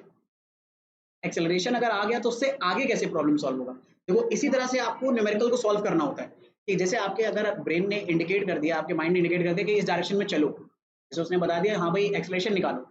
अब आप अगला स्टेप आपका ये होना चाहिए, ये सोचो कि एक्सेलरेशन की इंफॉर्मेशन क्या मुझे अल्टीमेटली यहाँ तक पहुंचाने में यानी प्रॉब्लम के सोल्यूशन तक पहुंचाने में हेल्प करेगी। तो एक्सेलरेशन से पीरियड ऑफ रिवोल्यूशन कैसे निकालें? एक्सेलरेशन से पीरियड ऑफ रिवोल्यूशन कैसे निकालें? नहीं बच्चे वेलोसिटी कैसे ना, अब देखो एक्सेलरेशन हमें पता है change in velocity with respect to time होता है। अब ना तो टाइम पता है ना वेलोसिटी, एक इक्वेशन से दो चीजें तो कभी नहीं निकल सकती। सही बात, मतलब इस आइडिया को ड्रॉप कर दो, फिर कुछ और सोचो। जब आपका आइडिया बता रहा है कि नहीं भाई हमें प्रॉब्लम को सॉल्व करने के लिए अब आगे कोई और प्रॉब्लम को सॉल्व करने के लिए अब आगे कोई और थॉट डालो वहां पर। अच्छा एक बात बताओ, अगर ऐसे सोचो 8th 9th क्लास में होते तो मैं इस प्रॉब्लम में ऐसी कौन सी इंफॉर्मेशन दे देता आपको जिससे पीरियड ऑफ रेवोल्यूशन निकाल लेते आप? सिर्फ वेलोसिटी से काम चल जाता। कौन सी वेलोसिटी? अब चलो बताओ। Angular velocity. अगर एंगुलर वेलोसिटी निकाल ली तो टाइम कैसे निकलेगा जरा बताओ? Is equal to 2 pi upon angular velocity omega. तो अब एक बात समझो, अगर कहीं से ओमेगा निकल आए मेरा काम बन जाएगा। तो यानी अब हमारा पूरा फोकस कहाँ होना चाहिए? ओमेगा को निकालने में। अब जरा सोचो कि इस फिनोमेना में ऐसे कौन से कॉन्सेप्ट लगेंगे तो ओमेगा यानी एंगुलर वेलोसिटी निकालने में हमारी हेल्प कर सकते हैं। तो मैं आपको अब ये कितनी बार मैंने सर्कुलर मोशन के टाइम पे चीज बताई है कि सर्कुलर मोशन जब भी आएगा तो दो ऐसे फोर्सेस है जो हमेशा एक्ट करेंगे। एक होगा सेंट्रीपिटल फोर्स और उस सेंट्रीपिटल फोर्स को एक सेंट्रीफ्यूगल फोर्स बैलेंस आउट कर रहा होगा जो कि एक तरह स्यूडो फोर्स है, ठीक है। तो सेंट्रीपिटल फोर्स पे सेंट्रीफ्यूगल फोर्स बैलेंस आउट करेगा तो F जो होगा वो किसके बराबर होगा, और सेंट्रीफ्यूगल फोर्स की वैल्यू हमेशा क्या होती है? M r omega square. याद है? ये पढ़ा नहीं है आपने? ये सर्कुलर मोशन में होता है। सर्कुलर मोशन में सेंट्रीफ्यूगल फोर्स, बाहर की तरफ जो फोर्स लगता है उसे बोलते हैं सेंट्रीफ्यूगल फोर्स, और सेंट्रीफ्यूगल फोर्स की वैल्यू अरे वैल्यू तो यही होती है एम आर ओमेगा स्क्वायर। लेकिन यहाँ पर जो सेंट्रीफ्यूगल वैल्यू तो यही होती है mr ओमेगा स्क्वायर, लेकिन यहाँ पर जो सेंट्रीपिटल फोर्स है वो दरअसल में कौन सा फोर्स है, इलेक्ट्रोस्टैटिक फोर्स ही तो है, ठीक है। तो वो जरा बताओ कितना हो जाएगा यहाँ पर, तो यहाँ पर F electrostatic mr omega square के बराबर होगा। F इलेक्ट्रोस्टैटिक किसके बराबर होगा, 1/4 पाई एप्सिलॉन नॉट,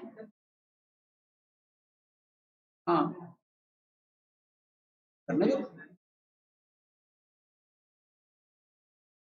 नहीं, यही तो बात समझनी है कि ये वाला चार्ज कैसा है। स्टेशनरी का मतलब क्या है, उनके बीच की डिस्टेंस क्या ना हो रही हो, चेंज ना हो रही हो।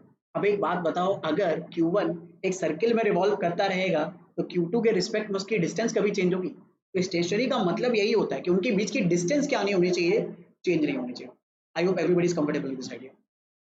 तो Q1 Q2 अपॉन क्या हो जाएगा, आर स्क्वायर, ये किसके बराबर, एम आर ओमेगा स्क्वायर के बराबर। तो यहाँ से ओमेगा स्क्वायर की वैल्यू क्या आ जाएगी, तो एम आर को उधर डिवाइड में भेज दो, 1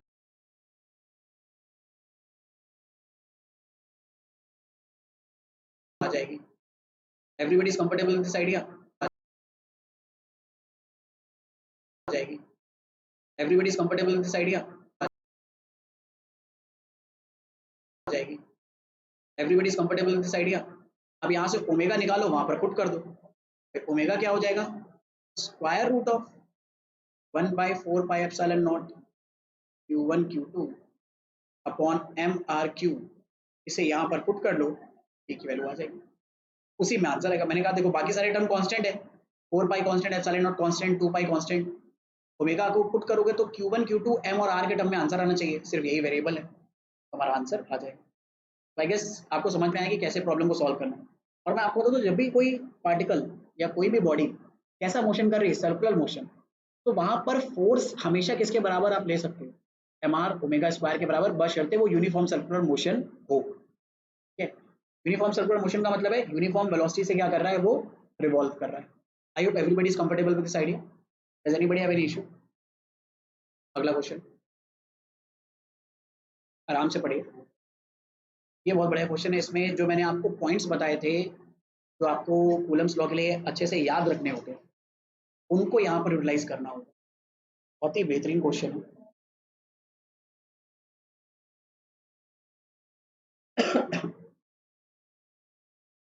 ट्राई करिए इसको, आराम से एक बार रीड करिए, देखिए क्या सिचुएशन है।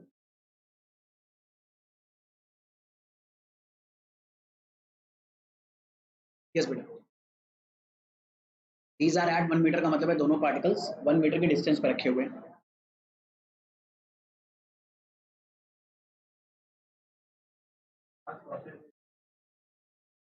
मुझे नहीं पता, यहाँ पर मैं आपकी हेल्प नहीं कर सकता, जितना मैंने को बताना था मैंने पहले बता चुका हूँ आपको। क्या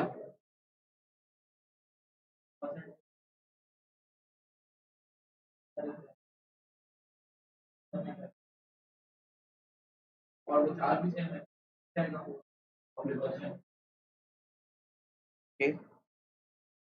सेम ही रहेगा, सब लोग कह रहे हैं सेम रहेगा। तो लेकिन इसके लिए आपको एक अजम्पशन मानना पड़ा कि जो हमारा स्फीयर है उसका जो सारा का सारा चार्ज है उसके सेंटर पे क्या है, कॉन्सेंट्रेटेड है। Everybody is comfortable with this idea. हाँ, नॉर्मली सेंटर पे नहीं, ऐसा नहीं होता भाई। मेटल है तो मेटल पे चार्ज उसके सरफेस पे भी हो सकता है, जरूरी नहीं कि वो उसके सेंटर पर ही। लेकिन आपको पता है कि अगर आपको कूलम लॉ अप्लाई करना है तो आप तभी अप्लाई कर सकते हो जब सारा का सारा चार्ज कहाँ पर कॉन्सेंट्रेटेड मानोगे आप, तो भी आपका आंसर गलत है। यहीं पर आप लोग मेरे जाल में फंस जाते हो, मतलब मेरे क्या मतलब, जो क्वेश्चन बना रहा है उसकी जगह उसके पॉइंट उसके पर्टिकुलर पॉइंट को आप समझ नहीं पाते हो। और क्या है यार, ये भी तो ठीक। अब इनके बीच, ठीक, अब इनके बीच की डिस्टेंस क्या है, 1 मीटर। तो आपने फोर्स बताया, ये आ जाएगा 1/4 पाई एप्सिलॉन नॉट। लेट से चार्जेस की वैल्यू Q1 और Q2 थी, तो ये हो जाएगा Q1 Q2 upon r square. Late से इसे F1 बोल देते हैं।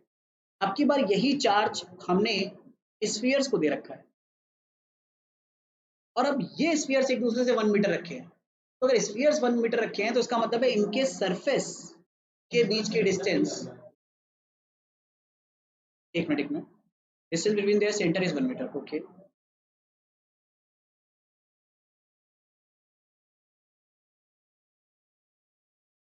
ये पूरा आपको क्या दे रखा है, 1 मीटर दे रखा है, ठीक है। और आपने क्या करा है, इनकी जो क्या नाम है, रेडियस है वो 25 सेंटीमीटर है, ठीक है। और इन पे जो चार्ज है ना वो बिल्कुल सेम Q1। अच्छा, यहाँ पर ये वाला पॉइंट दे दिया, अरे यार सेंटर नहीं देना था, मैंने ध्यान नहीं दिया, सेंटर नहीं क्योंकि सरकमफ्रेंस था दरअसल में, मैंने मतलब ध्यान नहीं दिया कि वो सेंटर लिखा हुआ, सरकमफ्रेंस था, सरकमफ्रेंस है तो ये एक्चुअली में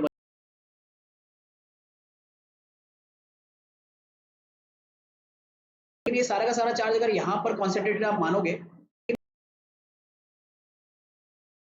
ये सारा का सारा चार्ज अगर यहाँ पर कॉन्सेंट्रेटेड आप मानोगे,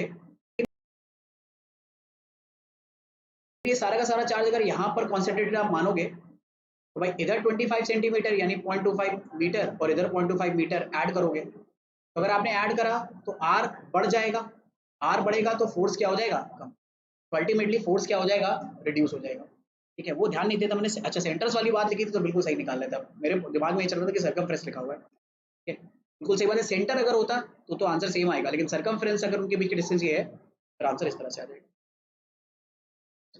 अब अपना टॉपिक आगे लेकर चलते हैं इलेक्ट्रिक फील्ड पर, ठीक है। तो इलेक्ट्रिक फील्ड का कॉन्सेप्ट क्या है या इसकी ज़रूरत हमें क्यों पड़ी, उसको समझते हैं पहले और फिर इसके बारे में डिटेल में समझेंगे।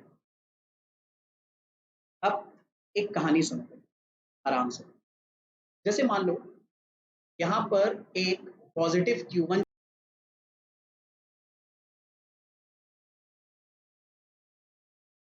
ठीक है।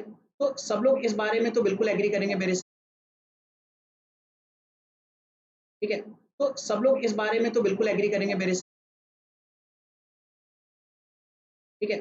तो सब लोग इस बारे में तो बिल्कुल एग्री करेंगे मेरे साथ कि Q2 चार्ज Q1 चार्ज की वजह से एक फोर्स ऑफ रिपल्शन महसूस कर रहा होगा, इसे मैं F21 बोल सकता हूँ, ठीक है। और ये बाहर की तरफ लगाया है इसलिए क्योंकि ये फोर्स ऑफ रिपल्शन है, ठीक।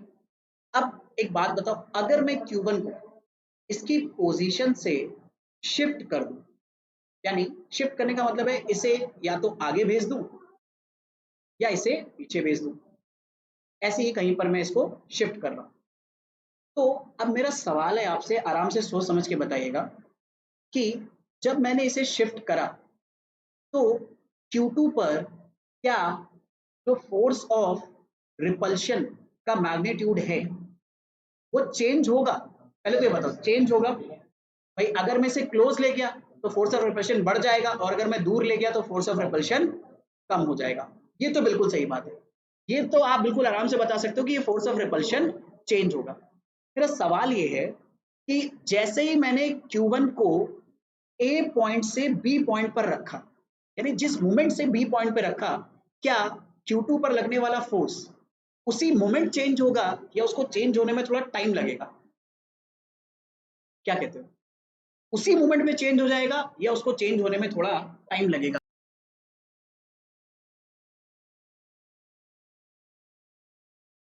हो जाएगा क्यों, हो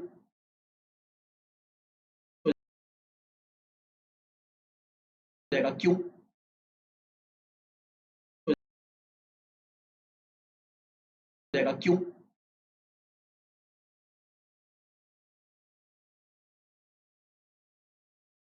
नहीं सवाल है ये तो आपने बस स्टेटमेंट बोल दिया, क्या आपकी बात को बैक करने वाला कोई साइंटिफिक लॉजिक है, कोई साइंटिफिक कॉन्सेप्ट है कि बस आपका इंट्यूशन है, यार उठा के वहां रखेंगे वो भी पता चल जाएगा,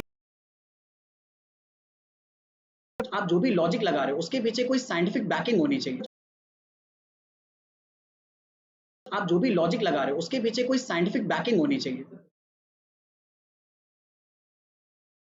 वहां मत जाओ यार, जो अभी मैंने बताया नहीं वहां मत जाओ प्लीज, इलेक्ट्रिक फील्ड लाइन के बारे में कोई बात नहीं करेगा अभी, अभी आपने जितना पढ़ा है उसके, क्योंकि मैं फाउंडेशन दरअसल में डेवलप कर रहा हूँ आपको ये समझाने की कि दरअसल में इलेक्ट्रिक फील्ड का कॉन्सेप्ट का हमें जरूरत पड़ा क्यों, ठीक है, कि कोई खासा नेसेसिटी नहीं थी, बहुत ही क्रूशियल जगहों पे उसकी नेसेसिटी होती है, वो क्यों आई, मैं उसको डिस्कस करना चाहता हूँ, ठीक है।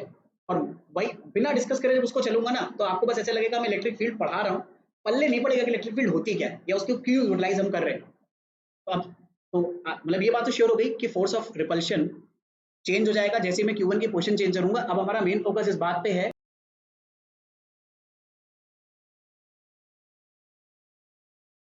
आपको समझो कि दरअसल आपको समझो कि दरअसल आपको समझो कि दरअसल ये जो Q2 फोर्स, जो Q2 चार्ज फोर्स महसूस कर रहा है, ये एक कॉन्टैक्ट फोर्स है कि नॉन कॉन्टैक्ट फोर्स है? Non contact.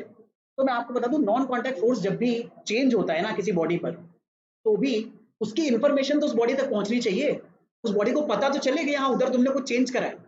जब तक वो इंफॉर्मेशन उस बॉडी तक पहुंचेगी नहीं नॉन कॉन्टैक्ट फोर्स के लिए, तब तक उसे पता कैसे चलेगा उसे अपना मैग्नीट्यूड चेंज करना है। और कहने का तात्पर्य या कहने का मेरा मतलब क्या है, दरअसल में Q1 की पोजीशन चेंज हुई है, जब तक Q2 को ये पता नहीं चलेगा तब तक वो अपना मैग्नीट्यूड भी चेंज नहीं करेगा। इसका मतलब क्या है? इसका मतलब ये है कि दरअसल में कोई भी इंफॉर्मेशन जब ट्रैवल होती है, चाहे वो किसी भी तरह की हो, वो मैक्सिमम से मैक्सिमम किस स्पीड से ट्रैवल हो सकती है? लाइट की स्पीड से। तो अगर मैंने Q1 की पोजीशन चेंज करी है, Q2 को ये बात पता करनी है, ठीक है, तो इस इंफॉर्मेशन को लाइट की स्पीड से मैक्सिमम ट्रैवल करते हुए कहां तक जाना पड़ेगा?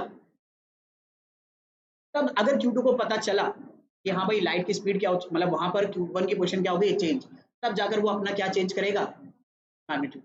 तो अगर ये दो चार्ज पार्टिकल एक दूसरे के बहुत क्लोज प्रॉक्सिमिटी में रखे हैं, 1 मीटर 2 मीटर 10 मीटर दूर, वो तो लाइट फटाक से ट्रैवल कर जाएगी और तुरंत पता चल जाएगा, और Q2 अपना मैग्नीट्यूड फोर्स का तुरंत चेंज करेगा। पर रियलिटी में जरा सोचो, रियल सिचुएशन, क्योंकि अब हम लोग स्पेस ट्रैवल बहुत जल्दी रखे हैं, और मैं Q1 की पोजीशन को थोड़ा सा चेंज करूं, तो Q2 को कब पता चलेगा कि Q1 की पोजीशन चेंज हो गई है? 5 साल बाद। और जब 5 साल बाद उसे पता चलेगा, तब वो 5 साल बाद अपना फोर्स क्या करेगा? चेंज करेगा। तो छोटी मोटी जगहों पे जब हम बात करते हैं, तो हमने इलेक्ट्रोस्टैटिक फोर्स जो कि एक नॉन कॉन्टैक्ट फोर्स है, उसका अगर डिस्टर्बेंस क्रिएट करा है छोटी मोटी डिस्टेंसेस पे, तो वो डिस्टर्बेंस तुरंत समझ में आ जाता है। लेकिन अगर ये डिस्टर्बेंस बहुत ज़्यादा डिस्टेंस पर हमें चेक करना है, तो यहाँ पर हमें कोई नया कॉन्सेप्ट क्या करना पड़ेगा, डेवलप करना पड़ेगा, जो इस लाइट की स्पीड की इंफॉर्मेशन से जो इंफॉर्मेशन ट्रैवल हो रही है इसको क्या करे, अकाउंट करे। और इसी की अकाउंटेबिलिटी बनाने के लिए हमने क्या करा, इलेक्ट्रिक फील्ड का कॉन्सेप्ट बनाया। कैसे? अब वो इलेक्ट्रिक फील्ड का कॉन्सेप्ट हमें कैसे हेल्प करेगा? इसकी वजह से एक फोर्स फील्ड, इसकी वजह से एक फोर्स फील्ड है जिसमें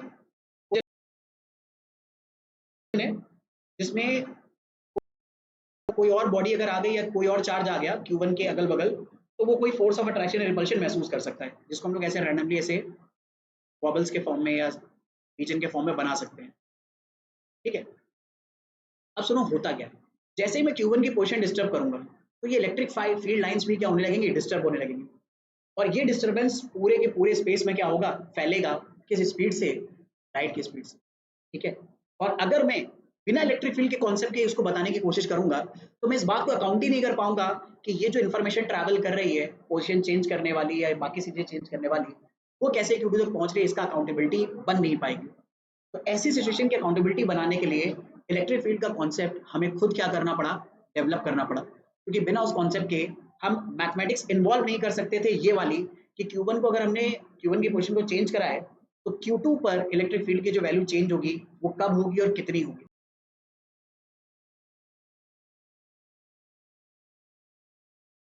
थर्डकल कॉन्सेप्ट बनाया किसका, थर्डकल कॉन्सेप्ट बनाया किसका, थर्डकल कॉन्सेप्ट बनाया किसका? आई होप आप मेरी बात समझ रहे हो।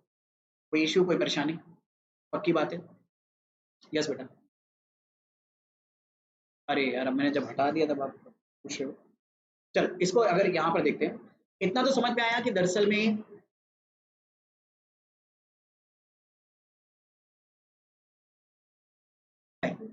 उसको अपना फोर्स ऑफ अट्रैक्शन या रिपल्शन उसको अपना फोर्स ऑफ अट्रैक्शन या रिपल्शन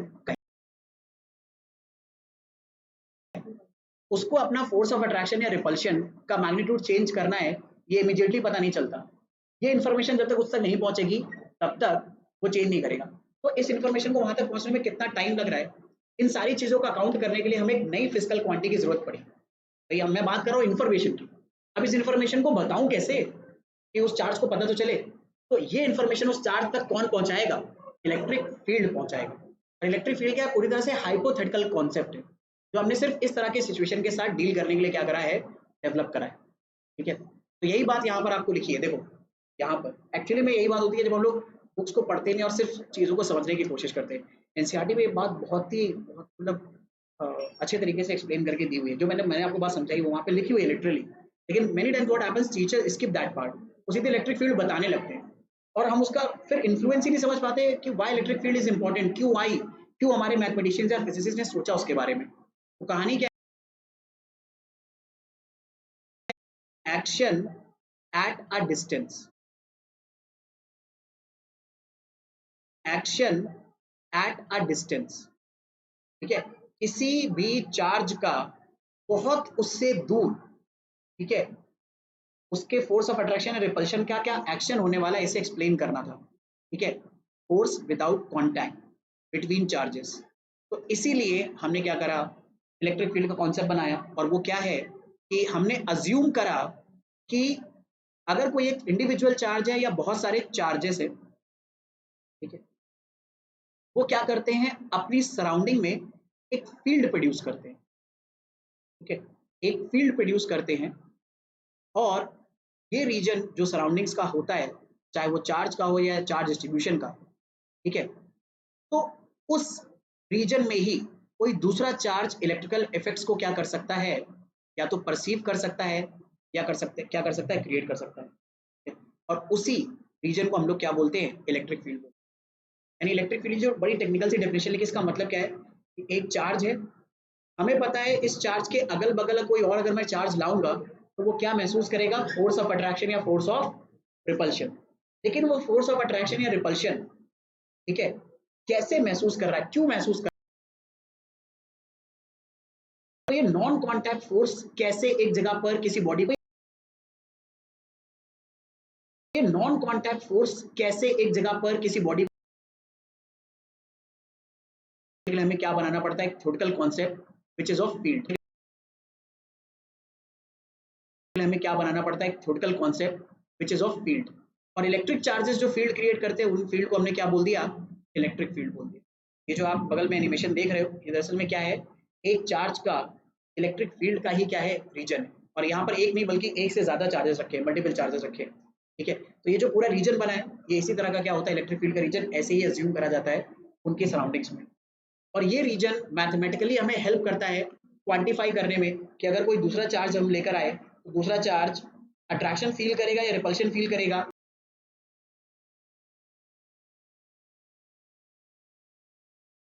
तो इलेक्ट्रिक फील्ड के बारे में छोटी मोटी बातें, पूरी तरह से कैसा कॉन्सेप्ट है,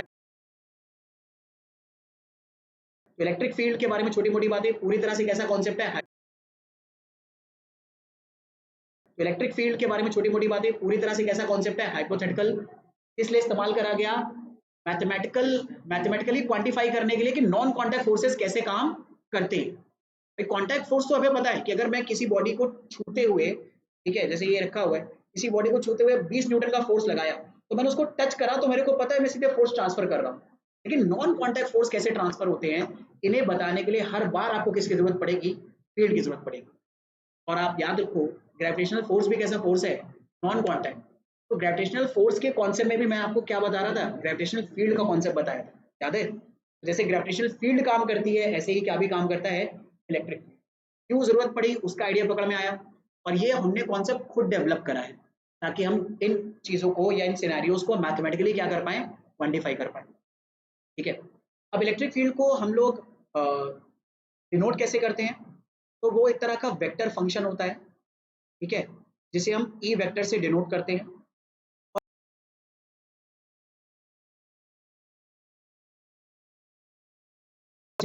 या कई बार बोला जाता है इलेक्ट्रिक फील्ड स्ट्रेंथ, या कई बार बोला जाता है इलेक्ट्रिक फील्ड स्ट्रेंथ, या कई बार बोला जाता है इलेक्ट्रिक फील्ड स्ट्रेंथ।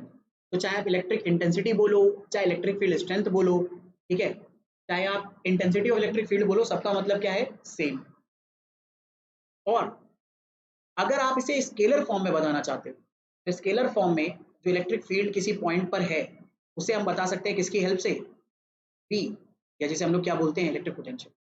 यानी इलेक्ट्रिक पोटेंशियल किसी पॉइंट पर इलेक्ट्रिक फील्ड की कितनी वैल्यू है या इलेक्ट्रिक फील्ड की कितनी स्ट्रेंथ है उसको स्केलर क्वांटिटी में बताता है, और ई वेक्टर उसे किस में बताता है, वेक्टर क्वांटिटी में बताता है। यानी इवेंचुअली हम क्या बता रहे होंगे कि उस पॉइंट पर अगर हम कोई दूसरा चार्ज लेकर आए तो वो चार्ज कितना अट्रैक्शन या रिपल्शन फील करेगा, हमें उसे एग्जामिन करना है, ठीक है। हालांकि हमारे पास पहले से कूलम्स लॉ है, लेकिन फिर भी हम इसको क्या कर सकते हैं, यूज कर सकते हैं। बात करते हैं, दरअसल में स्केलर वेक्टर से भी बड़ी क्वांटिटी होती है, बात करते हैं, दरअसल में स्केलर वेक्टर से भी बड़ी क्वांटिटी होती है टेंसर। तो टेंसर एक यूनिवर्सल सेट है, उसके अंदर आता है आपका वेक्टर और स्केलर। करंट एक्चुअली में टेंसर क्वांटिटी है। करंट क्योंकि वेक्टर लॉ के सम नहीं फॉलो करता, इसलिए हम अपने सिलेबस में से क्या बोलते हैं, मतलब स्केलर बोलते हैं, लेकिन वो उससे भी बड़ी क्वांटिटी है टेंसर क्वांटिटी। वो एक डिफरेंट होता है, उसमें मतलब क्यों जाना उसमें जब अपने सिलेबस का पार्ट नहीं है, तो उसमें जाकर अपना अभी टाइम नहीं वेस्ट करना। तो अब आगे बात करते हैं कि और क्या क्या चीज़ें हम लोग बात कर सकते हैं इलेक्ट्रिक फील्ड के बारे में।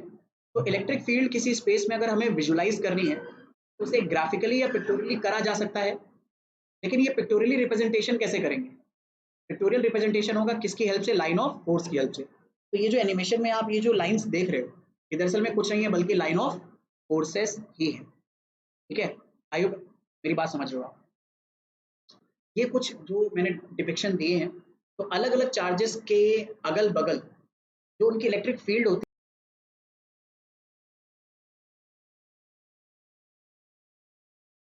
तो इलेक्ट्रिक फील्ड लाइंस पॉजिटिव से निकलती हैं और तो इलेक्ट्रिक फील्ड लाइंस पॉजिटिव से निकलती हैं और तो इलेक्ट्रिक फील्ड लाइंस पॉजिटिव से निकलती हैं और नेगेटिव की तरफ जाती हैं। एरो का डायरेक्शन देखो, ठीक है, पॉजिटिव पॉजिटिव है तो पॉजिटिव से निकलती हैं बस। यहाँ पर पॉजिटिव चार्ज पॉइंट है, पर यहाँ पर प्लेट है, मेटालिक प्लेट, तो अलग तरीके से इलेक्ट्रिक फील्ड लाइंस आती हैं। यहाँ पर पूरी चार्ज हमारे पास रॉड है, चार्ज रॉड के लिए बीच में पॉइंटेड है, तो कैसे आती है इलेक्ट्रिक, कैसे हम लोग बनाएंगे, तो उसके लिए कुछ कन्वेंशन, कैसे हम लोग बनाएंगे, तो उसके लिए कुछ कन्वेंशन है जो हमें फॉलो करने होंगे, ठीक है। तो इलेक्ट्रिक फील्ड लाइन से एसोसिएट कुछ और भी बातें हैं जो हमें डिस्कस करनी है, ठीक है। वो क्या बातें हैं कि सबसे पहले तो ये समझते हैं कि अगर मैं इंटेंसिटी निकालना चाहता हूँ इलेक्ट्रिक फील्ड की किसी पॉइंट चार्ज की वजह से एट अ सर्टेन पॉइंट, तो वो कैसे निकलता है। तो मान लो आपका एक क्यू पॉइंट चार्ज एक जगह रखा हुआ है, तो हमें पता है कि जैसे ये क्यू चार्ज हमने एक जगह पे रखा हुआ है, ठीक है, थ्योरेटिकली उसके अगल बगल क्या अपने आप आ जाएगी, इलेक्ट्रिक फील्ड जनरेट हो जाएगी। इलेक्ट्रिक फील्ड क्या है, एक ऐसा हाइपोथेटिकल रीजन जिसमें Q1 के पास अगर या Q के पास अगर आप कोई और चार्ज लेकर आए तो वो चार्ज या तो फोर्स ऑफ अट्रैक्शन महसूस करेगा या फोर्स ऑफ, ठीक है, तो उसी रीजन को हम लोग क्या बोल रहे हैं, इलेक्ट्रिक फील्ड का रीजन बोल रहे हैं। और अब ये रीजन तो कहीं भी हो सकता है,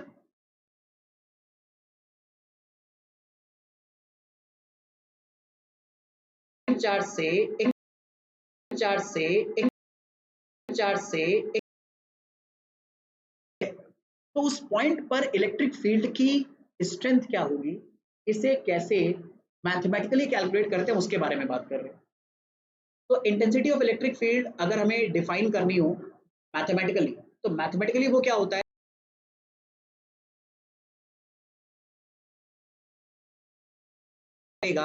एक्सपीरियंस करेगा भाई, अल्टीमेटली एक्सपीरियंस करेगा भाई, अल्टीमेटली एक्सपीरियंस करेगा भाई, अल्टीमेटली इलेक्ट्रिक फील्ड का काम क्या है, इलेक्ट्रिक फील्ड तो एक रीजन है जिसमें कोई और चार्ज इलेक्ट्रिक फोर्स फील करेगा, चाहे वो अट्रैक्शन हो चाहे वो रिपल्शन हो। तो डेफिनेशन भी यही दी हमने कि इलेक्ट्रिक फील्ड किसी पॉइंट पर अगर हमें निकालनी है, किसी पॉइंट चार्ज की, ये क्यू पॉइंट चार्ज है, इसकी हम इलेक्ट्रिक फील्ड की स्ट्रेंथ निकालना चाहते हैं पी पॉइंट पर, जो कि क्यू से आर डिस्टेंस पर है। तो जो इलेक्ट्रिक फील्ड की स्ट्रेंथ आएगी वो क्या होगी, हम पी पॉइंट पर मानेंगे कोई टेस्ट चार्ज रखा है, टेस्ट चार्ज लेट से क्यू नॉट, तो क्यू नॉट पर कितना फोर्स महसूस हो रहा है या क्यू नॉट कितना फोर्स महसूस कर रहा है, उसी फोर्स को हम लोग क्या बोलेंगे, इलेक्ट्रिक फील्ड की स्ट्रेंथ बोलेंगे। तो ये क्या होता है, इसके मैथमेटिकली कैसे निकालते हैं, जो F divided by Q naught such that Q naught is tending to divided by Q naught such that Q naught is tending to 0। तो इसे हम लोग बोलते हैं इलेक्ट्रिक फील्ड की स्ट्रेंथ एट दैट पॉइंट, ये मैथमेटिकल डेफिनेशन है, ठीक है। लेकिन यहाँ पर छोटी छोटी चीजें हैं जो आप समझ सकते हो। भाई F अगर आप लिखना चाहो तो F इन दोनों चार्जेस के बीच में क्या लिख सकते हो, K Q naught upon r square, vector form में अगर लिखना है तो आर कैप से मल्टीप्लाई कर देना। अब जरा सोचो अगर मैं इस फोर्स को क्यू नॉट से डिवाइड करूं, इस क्यू नॉट से क्यू नॉट क्या हो जाएगा, ठीक है। तो ये जो पूरी वैल्यू आएगी, अब क्यू नॉट से क्यू नॉट कैंसिल आउट हो गया, तो चाहे लिमिट जो भी जा रही हो आप उसको क्या कर सकते हो, हटा सकते हो, ठीक है। तो लिमिट हटेगी तो हमारे पास क्या क्या बचेगा, के बचेगा, क्यू, आर स्क्वायर और आर का यूनिट वेक्टर, वो सब यहाँ पे आए। तो ये हमारा इलेक्ट्रिक फील्ड का क्या आ सकता है, मैथमेटिकल फॉर्मूला वेक्टर फॉर्म में आ सकता है, क्या, k q upon r square into r का यूनिट वेक्टर। और आप चाहो तो इस यूनिट वेक्टर को ना लेकर क्या ले सकते,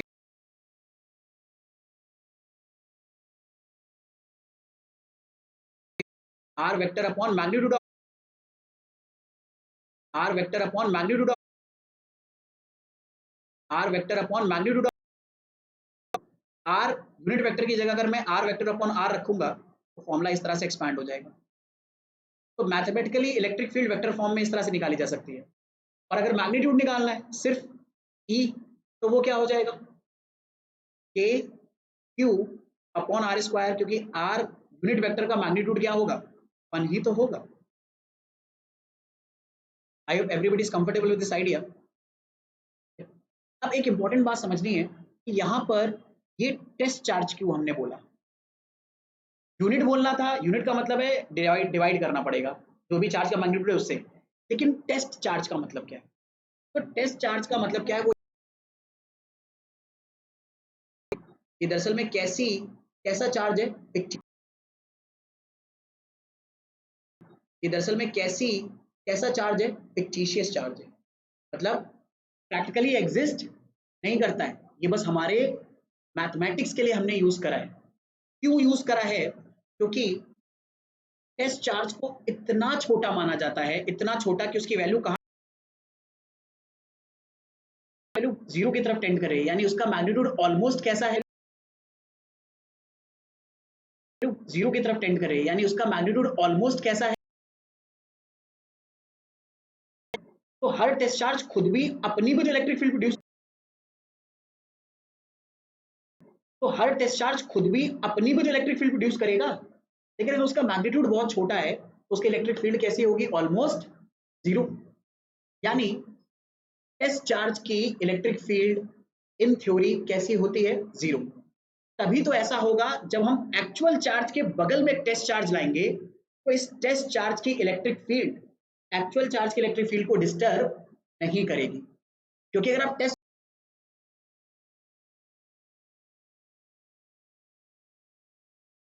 और फिर उससे इलेक्ट्रिक फील्ड एग्जामिन करने की कोशिश करोगे तो दिक्कत होगी, और फिर उससे इलेक्ट्रिक फील्ड एग्जामिन करने की कोशिश करोगे तो दिक्कत होगी, और फिर उससे इलेक्ट्रिक फील्ड एग्जामिन करने की कोशिश करोगे तो दिक्कत होगी। क्यों, कि 3 कूलम के चार्ज की इलेक्ट्रिक फील्ड अपने आप में क्या होगी, बहुत स्ट्रॉन्ग, इतनी स्ट्रॉन्ग होगी कि वो 5 कूलम वाले चार्ज की इलेक्ट्रिक फील्ड को क्या करने लगेगी, डिस्टर्ब करने लगेगी।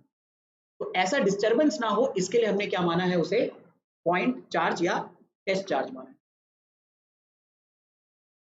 एक एक करके, नहीं, ये स्केलर फॉर्म में ई की वैल्यू लिखी है। इलेक्ट्रिक फील्ड को स्केलर फॉर्म में अगर आपको बताना है तो वी में कन्वर्ट करने का भी एक अलग तरीका होता है, यानी पोटेंशियल में कन्वर्ट करने का अलग तरीका होता है। हाँ, एक मिसकंसेप्शन दूर कर लो, ऐसा नहीं है कि स्केलर क्वांटिटी का मतलब हो गया कि वहां पर वो पूरा का पूरा फंक्शन ही कैसा है, स्केलर। यहाँ पर वेक्टर है और उस वेक्टर का क्या निकाला है आपने, मैग्नीट्यूड। ये स्केलर क्वांटिटी नहीं है, ये तो बस वेक्टर का क्या है, मैग्नीट्यूड है, दोनों में फर्क है, ठीक है। तो वहां पर कंफ्यूज मत होइएगा, ठीक है। आप क्या पूछ रहे थे बेटा, आप लोग क्या कहना चाहोगे? क्या टेस्ट चार्ज को न्यूट्रल बोला जा सकता है? आंसर है नो, अ बिग नो। क्योंकि हम उसे बोल ही क्या रहे हैं? चार्ज। एक चार्ज न्यूट्रल नहीं हो सकता, या तो पॉजिटिव होगा या वो नेगेटिव। और यूजली मैं आपको बता दूं, ये पॉजिटिव लिया जाता है ताकि अपनी डायरेक्शन को चेंज ना। ठीक है, क्यों लिया गया ये बात समझ में आई? क्योंकि उस पॉइंट पर इलेक्ट्रिक फील्ड सिर्फ हमें क्यू की वजह से निकालनी है, और उस पर अगर हमने कोई तगड़ा चार्ज रख दिया उस पॉइंट पर, तो उसकी भी इलेक्ट्रिक फील्ड आ जाएगी, तो दोनों इलेक्ट्रिक फील्ड एक दूसरे को डिस्टर्ब करेंगी, ऐसा ना होने पाए इसीलिए हमने सिर्फ क्या रखा है, ऐसा टेस्ट चार्ज जिसका मैग्नीट्यूड क्या है, ऑलमोस्ट जीरो है। ठीक है, अब इलेक्ट्रिक फील्ड इंटेंसिटी की क्या क्या प्रॉपर्टी होती है? जैसे पहली प्रॉपर्टी तो बता दिया, वेक्टर क्वांटिटी है। सबसे इंपॉर्टेंट बात, इसकी डायरेक्शन कैसे पता चलेगी?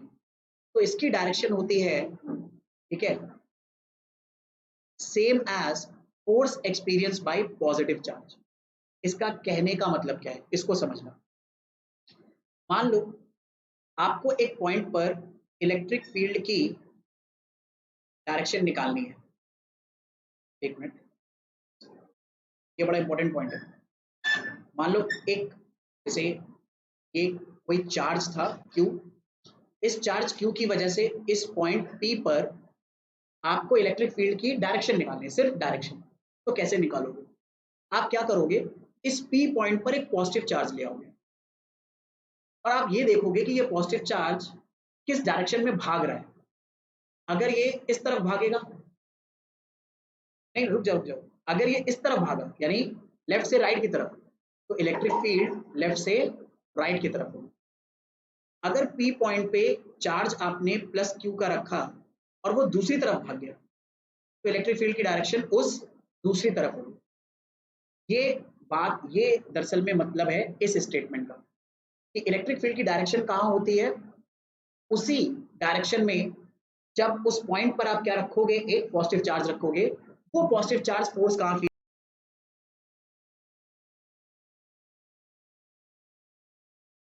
आप टेस्ट रखो। ठीक है, आप कोई भी रख सकते हो।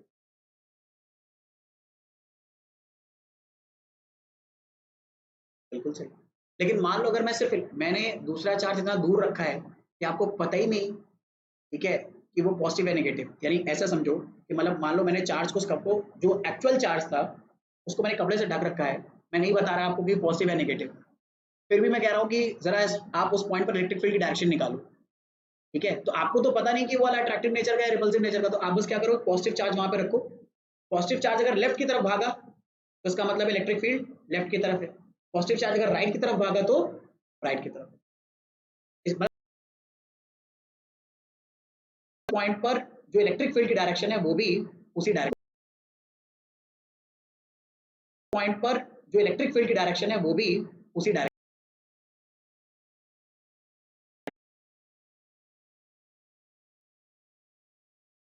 वेरी गुड क्वेश्चन, बिल्कुल सही बात है। पेन पेपर पे कैसे करेंगे? पेन पेपर पे आपको वो डायरेक्शन इंडिकेट कर देंगे, मतलब जैसे उन्होंने प्लस क्यू लिखा, तो प्लस क्यू पर वो कहाँ बना देंगे, जिस तरफ बना देंगे आपको उस तरफ क्या लेना है, इलेक्ट्रिक फील्ड की डायरेक्शन। और अगर प्लस क्यू के अलॉन्ग होती है इलेक्ट्रिक फील्ड की डायरेक्शन, तो उसका मतलब माइनस क्यू के क्या होगी, अपोजिट। यानी माइनस क्यू पर अगर फोर्स लग रहा है लेफ्ट डायरेक्शन में, तो इलेक्ट्रिक फील्ड किधर होगी, राइट की तरफ। गुड, बिल्कुल सही बात। तो ये कहानी भी समझ लो भाई। जैसे मान लो एक ये रीजन है, मैं पहले से बता दे रहा हूँ, इस रीजन में इलेक्ट्रिक फील्ड की डायरेक्शन इस तरफ है, और इस रीजन में अगर मैंने प्लस क्यू चार्ज रखा, तो बताओ प्लस क्यू चार्ज पर जो फोर्स होगा वो किस डायरेक्शन में होगा, राइट की डायरेक्शन में। अगर माइनस क्यू चार्ज रखा तो, अब पकड़ में आ रही है वाली बात, कैसे पहचानना है पेन और पेपर पे? तो पेन और पेपर पे पहचानने के लिए डेफिनेटली वो आपको कोई ना कोई एक्स्ट्रा इन्फॉर्मेशन जरूर देंगे, बिना उसके तो आप काम ही नहीं कर पाओगे। I hope you getting the idea. ठीक है, electric field due to positive charge. अच्छा, आप मान लो जैसे एक आपका क्वेश्चन था कि ये तो हमें पता चला कि इलेक्ट्रिक फील्ड एक पॉइंट पर अगर हमें चेक करनी है उसकी डायरेक्शन तो कैसे निकालेंगे, पर मान लो हमें पहले से पता है कि हम जिस चार्ज की इलेक्ट्रिक फील्ड देखना चाह रहे हैं वो पॉजिटिव है नेगेटिव। ठीक है, जैसे अभी ये जो इलेक्ट्रिक फील्ड मैंने बनाई है ये किसी चार्ज की होगी, और मेरे को नहीं पता वो चार्ज पॉजिटिव है।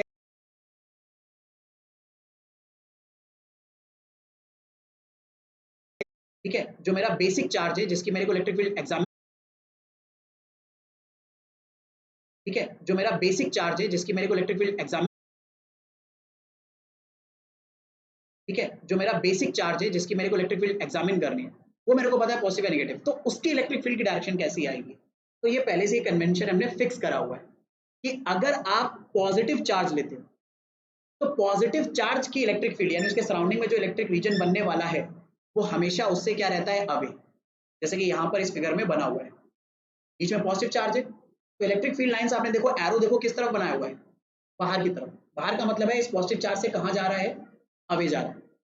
तो बाय कन्वेंशन एक पॉजिटिव चार्ज की इलेक्ट्रिक फील्ड हमेशा उससे अवे ली जाती है, और नेगेटिव चार्ज की अपने आप ही क्या हो जाएगी, हमेशा उसकी तरफ हो जाएगी।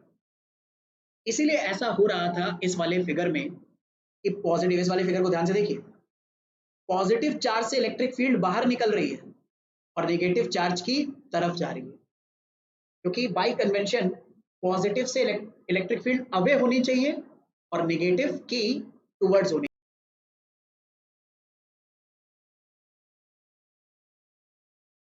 पे आकर खत्म हो रही है। भाई टुवर्ड्स का मतलब है वहीं पर आकर खत्म हो रही है। भाई टुवर्ड्स का मतलब है वहीं पर आकर खत्म हो रही है। भाई टुवर्ड्स का मतलब है वहीं पर आकर खत्म होगी। ठीक है, आई hope everybody is getting the idea. किसी को कोई दिक्कत, कोई परेशानी? और यहाँ पर दरअसल में कल इसने एक डाउट पूछा था आकाश ने, उसको भी क्लियर कर देता हूँ मैं। आकाश का एक डाउट था, हम लोग आगे पढ़ेंगे फिलहाल इसे, कि एक पॉइंट से क्या एक से ज्यादा इलेक्ट्रिक फील्ड लाइंस निकल सकती हैं? तो आंसर है यस, लेकिन सिर्फ तब जब उसी पॉइंट पर क्या रखा हो, चार्ज।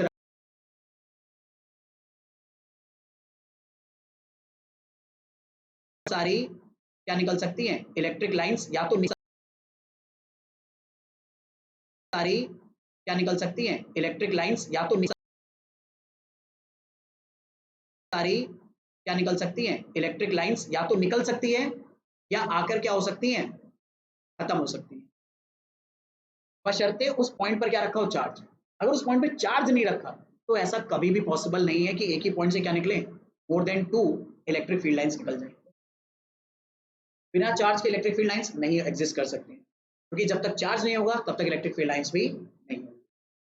यूनिट क्या हो जाएगी? तो भाई अभी भी मैंने फॉर्मूला बताया, ई का फॉर्मूला आएगा F upon Q, magnitude wise, F upon Q not. तो जरा सोचो यूनिट क्या हो जाएगी, न्यूटन कूलम। यार जरा एक काम करो, इसका डायमेंशन फॉर्मूला ड्राइव करो, डायमेंशन फॉर्मूला ड्राइव करो, क्या आएगा? तो डायमेंशन फॉर्मूला के लिए क्या सोचो, एफ की डायमेंशन क्या होती है और क्यू की डायमेंशन क्या होती है? डायमेंशन, एफ की डायमेंशन हो गई एम एल, क्यू की डायमेंशन चार्ज की।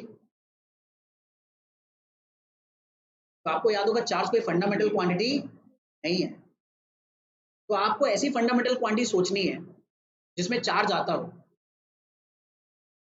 बिल्कुल सही। तो आपको पता है चार्ज एक फंडामेंटल क्वांटिटी तो है नहीं, तो आपको लगाना पड़ेगा कौन सा, Q is equal to I T का फॉर्मूला। तो Q is equal to I T है, आई भी एक फंडामेंटल क्वांटिटी है, करंट भी और टाइम भी। करंट की जो डायमेंशन होती है ए, और टाइम की यानी डिवाइड करोगे किससे, एटी से, तो इवेंचुअली क्या बनेगा, जो हमारी वैल्यू बनेगी, ठीक है, ये हटा देता हूं मैं, हमारी इवेंचुअली जो वैल्यू बनने वाली है वो क्या बन जाएगी, एम एल और ए की पावर, तो क्या आ जाएगा, M L e to the power -3 a to the power. I hope everybody is comfortable with this idea.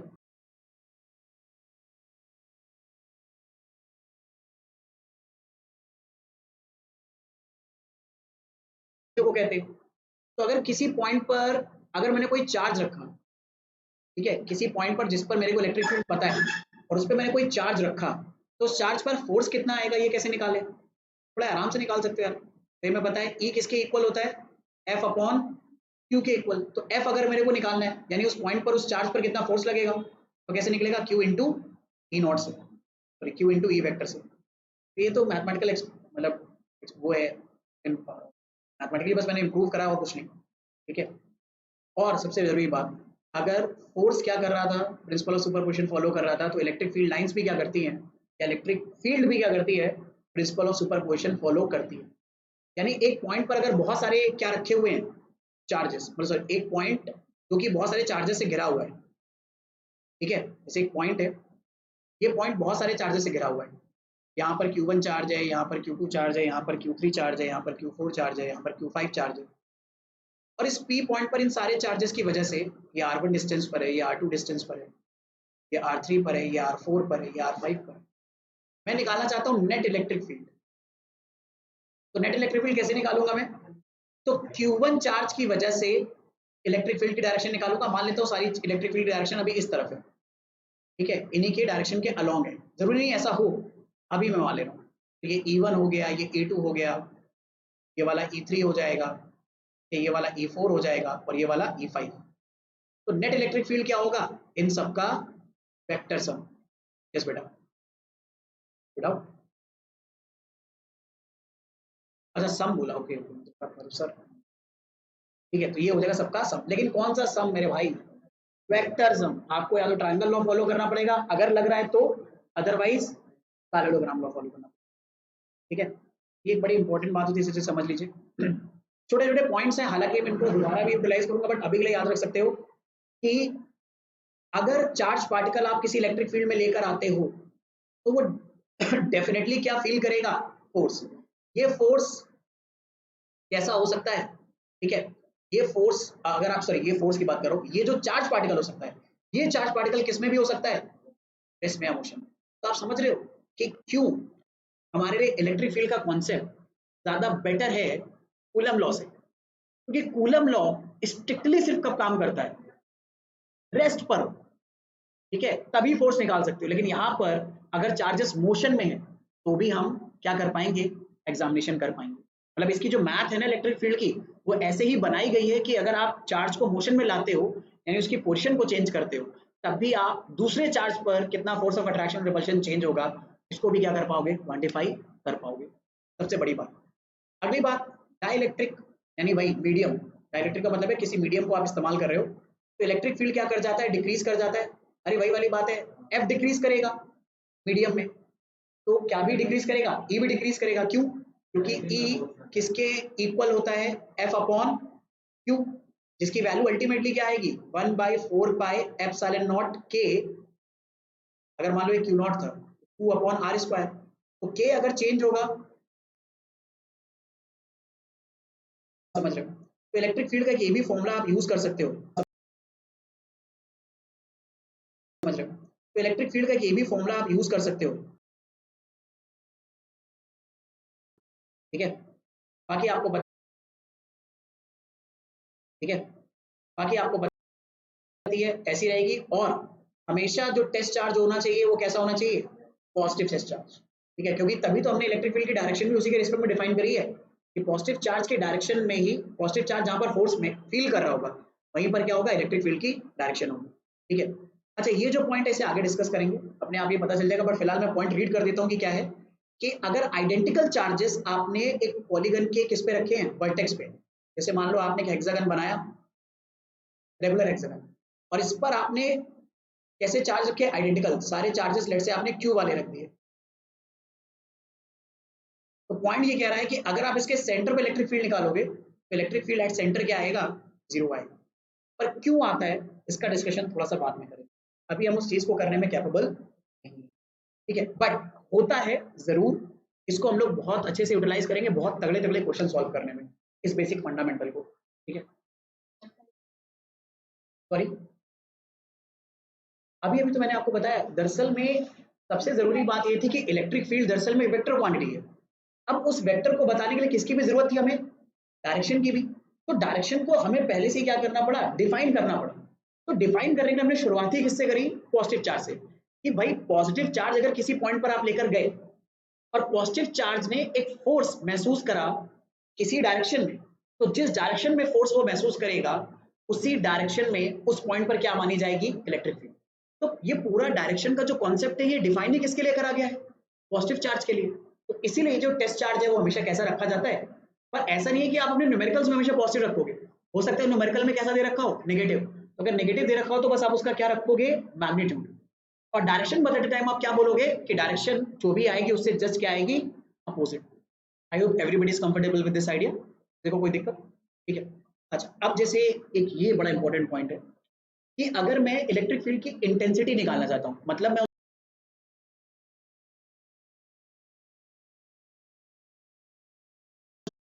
लेकिन किसकी वजह से डिस्क्रीट लेकिन किसकी वजह से डिस्क्रीट लेकिन किसकी वजह से डिस्क्रीट पहले तो एक बात बताओ, क्या आप लोगों को ये पता है डिस्क्रीट चार्ज का मतलब क्या होता है? डिस्क्रीट वर्ड जब भी फिजिक्स में आएगा इसका मतलब होता है जो भी चीज डिस्क्रीट है वो हर एक चीज इंडिविजुअली एग्जिस्ट कर रही है और अलग अलग जगहों पे रखी हुई है, यानी उनका आपस में कोई कनेक्शन नहीं है।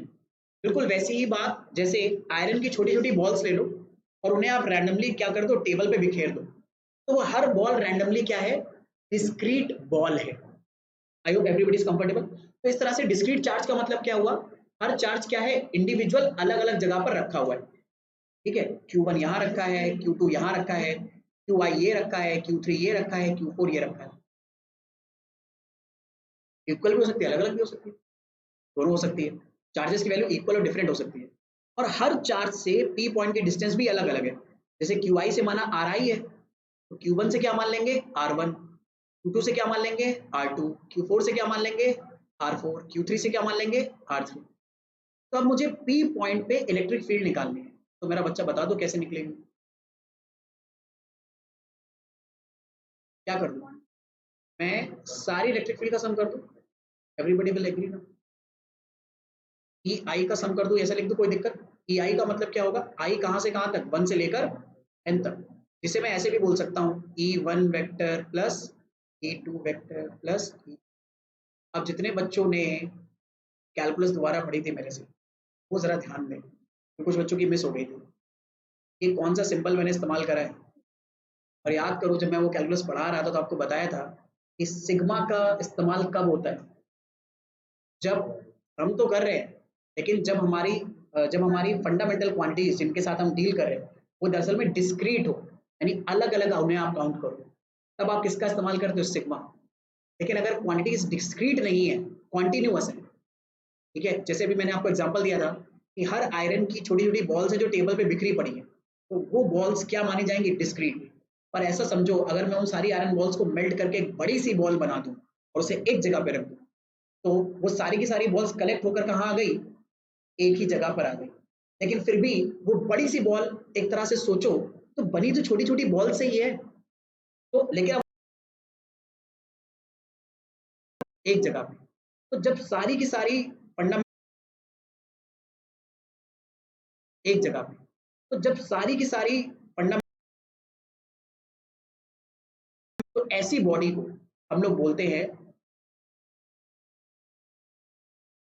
तो ऐसी बॉडी को हम लोग बोलते हैं कैसी, कॉन्टिन्यूअस बॉडी। ना ना, वो डिस्क्रीट नहीं है। अब डिस्क्रीट का मतलब है हर पार्टिकल उसके अंदर या हर चीज उसके अंदर अलग अलग एग्जिस्ट करनी चाहिए, और जब उसे आपने इकट्ठा करके एक ही जगह पर ले आए पूरा, तो वो अब एक कॉन्टिन्यूअस बॉडी बन जाती है। और अगर आप कॉन्टिन्यूअस बॉडी के साथ किसी मैथमेटिकल पैरामीटर के साथ डील कर रहे हो, ठीक है, तो वहां पर सिग्मा का इस्तेमाल नहीं करा जाता, वहां पर इस्तेमाल करा जाता है किसका, इंटीग्रेशन का, अगर याद आ रहा हो। तो अब हम लोग दरअसल में, मैं अपना जो डिस्कशन है वो उसी डायरेक्शन में मूव करना चाह रहा हूँ।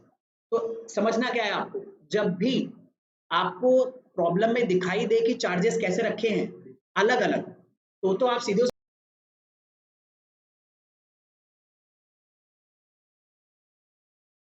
कैसे हैं, कॉन्टिन्यूअस है, यानी एक बॉडी कैसे हैं, कॉन्टिन्यूअस है, यानी एक बॉडी कैसे हैं, कॉन्टिन्यूअस है, यानी एक बॉडी पर सब जगह चार्ज रखा है। ठीक है, जैसे कॉन्टिन्यूअस बॉडी को ऐसे बनाया जाता है, इस बॉडी को इस तरह से, मतलब पूरा का पूरा सॉलिड लिया जाता है, इसका मतलब है इसमें यहाँ पे भी चार्ज है, यहाँ पर भी चार्ज है, यहाँ पर भी चार्ज है, यहाँ पर भी चार्ज है, इस बॉडी पे सब जगह क्या है, चार्ज है। तो ऐसी बॉडीज को हम लोग क्या बोलते हैं, कॉन्टिन्यूसली चार्ज बॉडीज। और कॉन्टिन्यूसली चार्ज बॉडी पर या क्वांटिटी चार्ज बॉडी से दूर किसी पॉइंट पी पर अगर मैं इलेक्ट्रिक फील्ड निकालना चाहूँ तो कैसे निकालते हैं उसको समझिए, उसकी मैथमेटिक्स क्या होती है। तो ये बात तो हमें समझ में आ गई, इसको सॉल्व करना होगा किसकी हेल्प से, इंटीग्रेशन की हेल्प से। तो इंटीग्रेशन की हेल्प से हम क्या मैथ डेवलप करेंगे या क्या मैथमेटिकल कॉन्सेप्ट यहाँ पर इस्तेमाल करेंगे,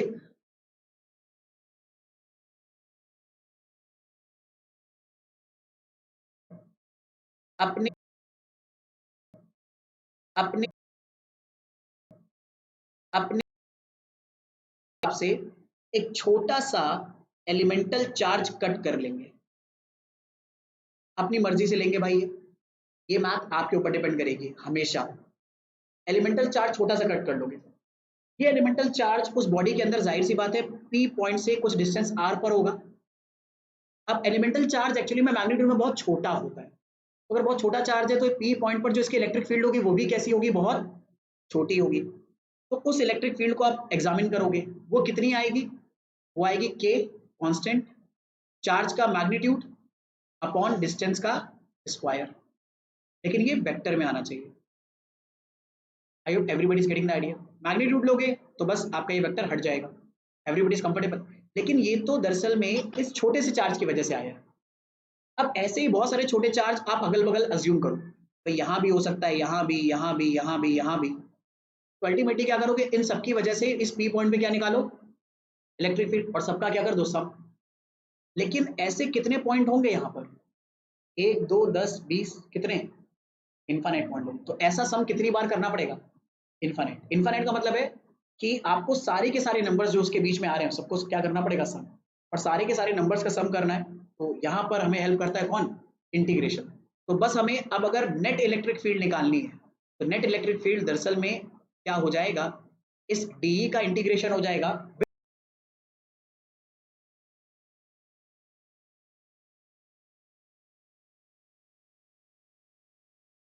तो आप याद करो भाई, अगर मैं डी की वैल्यू ऊपर से पुट करूं तो ये आएगा k d q upon r square. में मैग्नीट्यूड के बारे में बात कर रहा हूं सिर्फ, तो ये आर कैप हट जाएगा। तो लिमिट जरा सोचो कैसे लगाते हैं हम। तो लिमिट लगती है इस चीज पर, या इस चीज से हमारा डिफरेंशियल एलिमेंट कौन है, इस चीज को देखकर लिमिट लगती है कि हमारा डिफरेंशियल एलिमेंट कौन है। तो डिफरेंशियल एलिमेंट किस फॉर्म में, क्यू के फॉर्म में, तो लिमिट भी किस में लगनी चाहिए, क्यू में लगनी चाहिए। और अगर मैं इस डिफरेंशियल एलिमेंट को क्यू से चेंज करूंगा तो लिमिट भी क्या होनी चाहिए, उसी में आनी चाहिए। आई होप आप मेरी बात समझ रहे हो। अभी तो फिलहाल Q1 से Q2 लगेगी, पर अगर मैं इस dq को चेंज कर दूं, किसी और वेरिएबल में ले आऊं, तो लिमिट भी क्या करनी पड़ेगी, उसी वेरिएबल में हमें कैलकुलस के। क्योंकि ये पॉइंट्स अगर आपको जहन में अच्छे से कैलकुलस के, क्योंकि ये पॉइंट्स अगर आपको जहन में अच्छे से प्रॉब्लम फेस होगी, आपको अब मैं जो डेरिवेशन कराने वाला प्रॉब्लम फेस होगी, आपको अब मैं जो डेरिवेशन कराने वाला। अब अगली जो क्लास जाएगी वो इलेक्ट्रिक फील्ड के अलग अलग कॉन्सेप्ट्स का डेरिवेशन करने में जाएगी, अलग अलग सिनेरियोज में। मतलब हम सब कॉन्टिन्यूस बॉडीज के साथ डील करेंगे। जैसे पूरी रॉड लेंगे और पूरी की पूरी रॉड पॉजिटिवली चार्ज होगी। अभी तक हम किस चीज के साथ डील कर रहे थे, पॉइंट चार्ज के साथ। एक छोटा सा पॉइंट चार्ज था, उससे इलेक्ट्रिक फील्ड वगैरह निकाल रहे थे। अब की बार पूरी की पूरी रॉड क्या होगी, पॉजिटिवली चार्ज। पूरी की पूरी रिंग पॉजिटिवली या नेगेटिव चार्ज होगी। पूरा का पूरा स्फीयर या हेमिस्फीयर चार्ज होगा। तो जब इस तरह की कॉन्टिन्यूअस बॉडी पूरी तरह से चार्ज होगी, तब हम लोग कैसे इलेक्ट्रिक फील्ड किसी गिवन पॉइंट पे निकालेंगे, उसका डिस्कशन करना है। लेकिन एक बात याद रखना, अगर कोई भी कॉन्टिन्यूसली चार्ज बॉडी है तो नेट इलेक्ट्रिक फील्ड किसी भी पॉइंट पर हमेशा निकलेगी इंटीग्रेशन की हेल्प से। और ये इंटीग्रेशन हमें खुद क्या करना होगा, डेवलप करना होगा। मतलब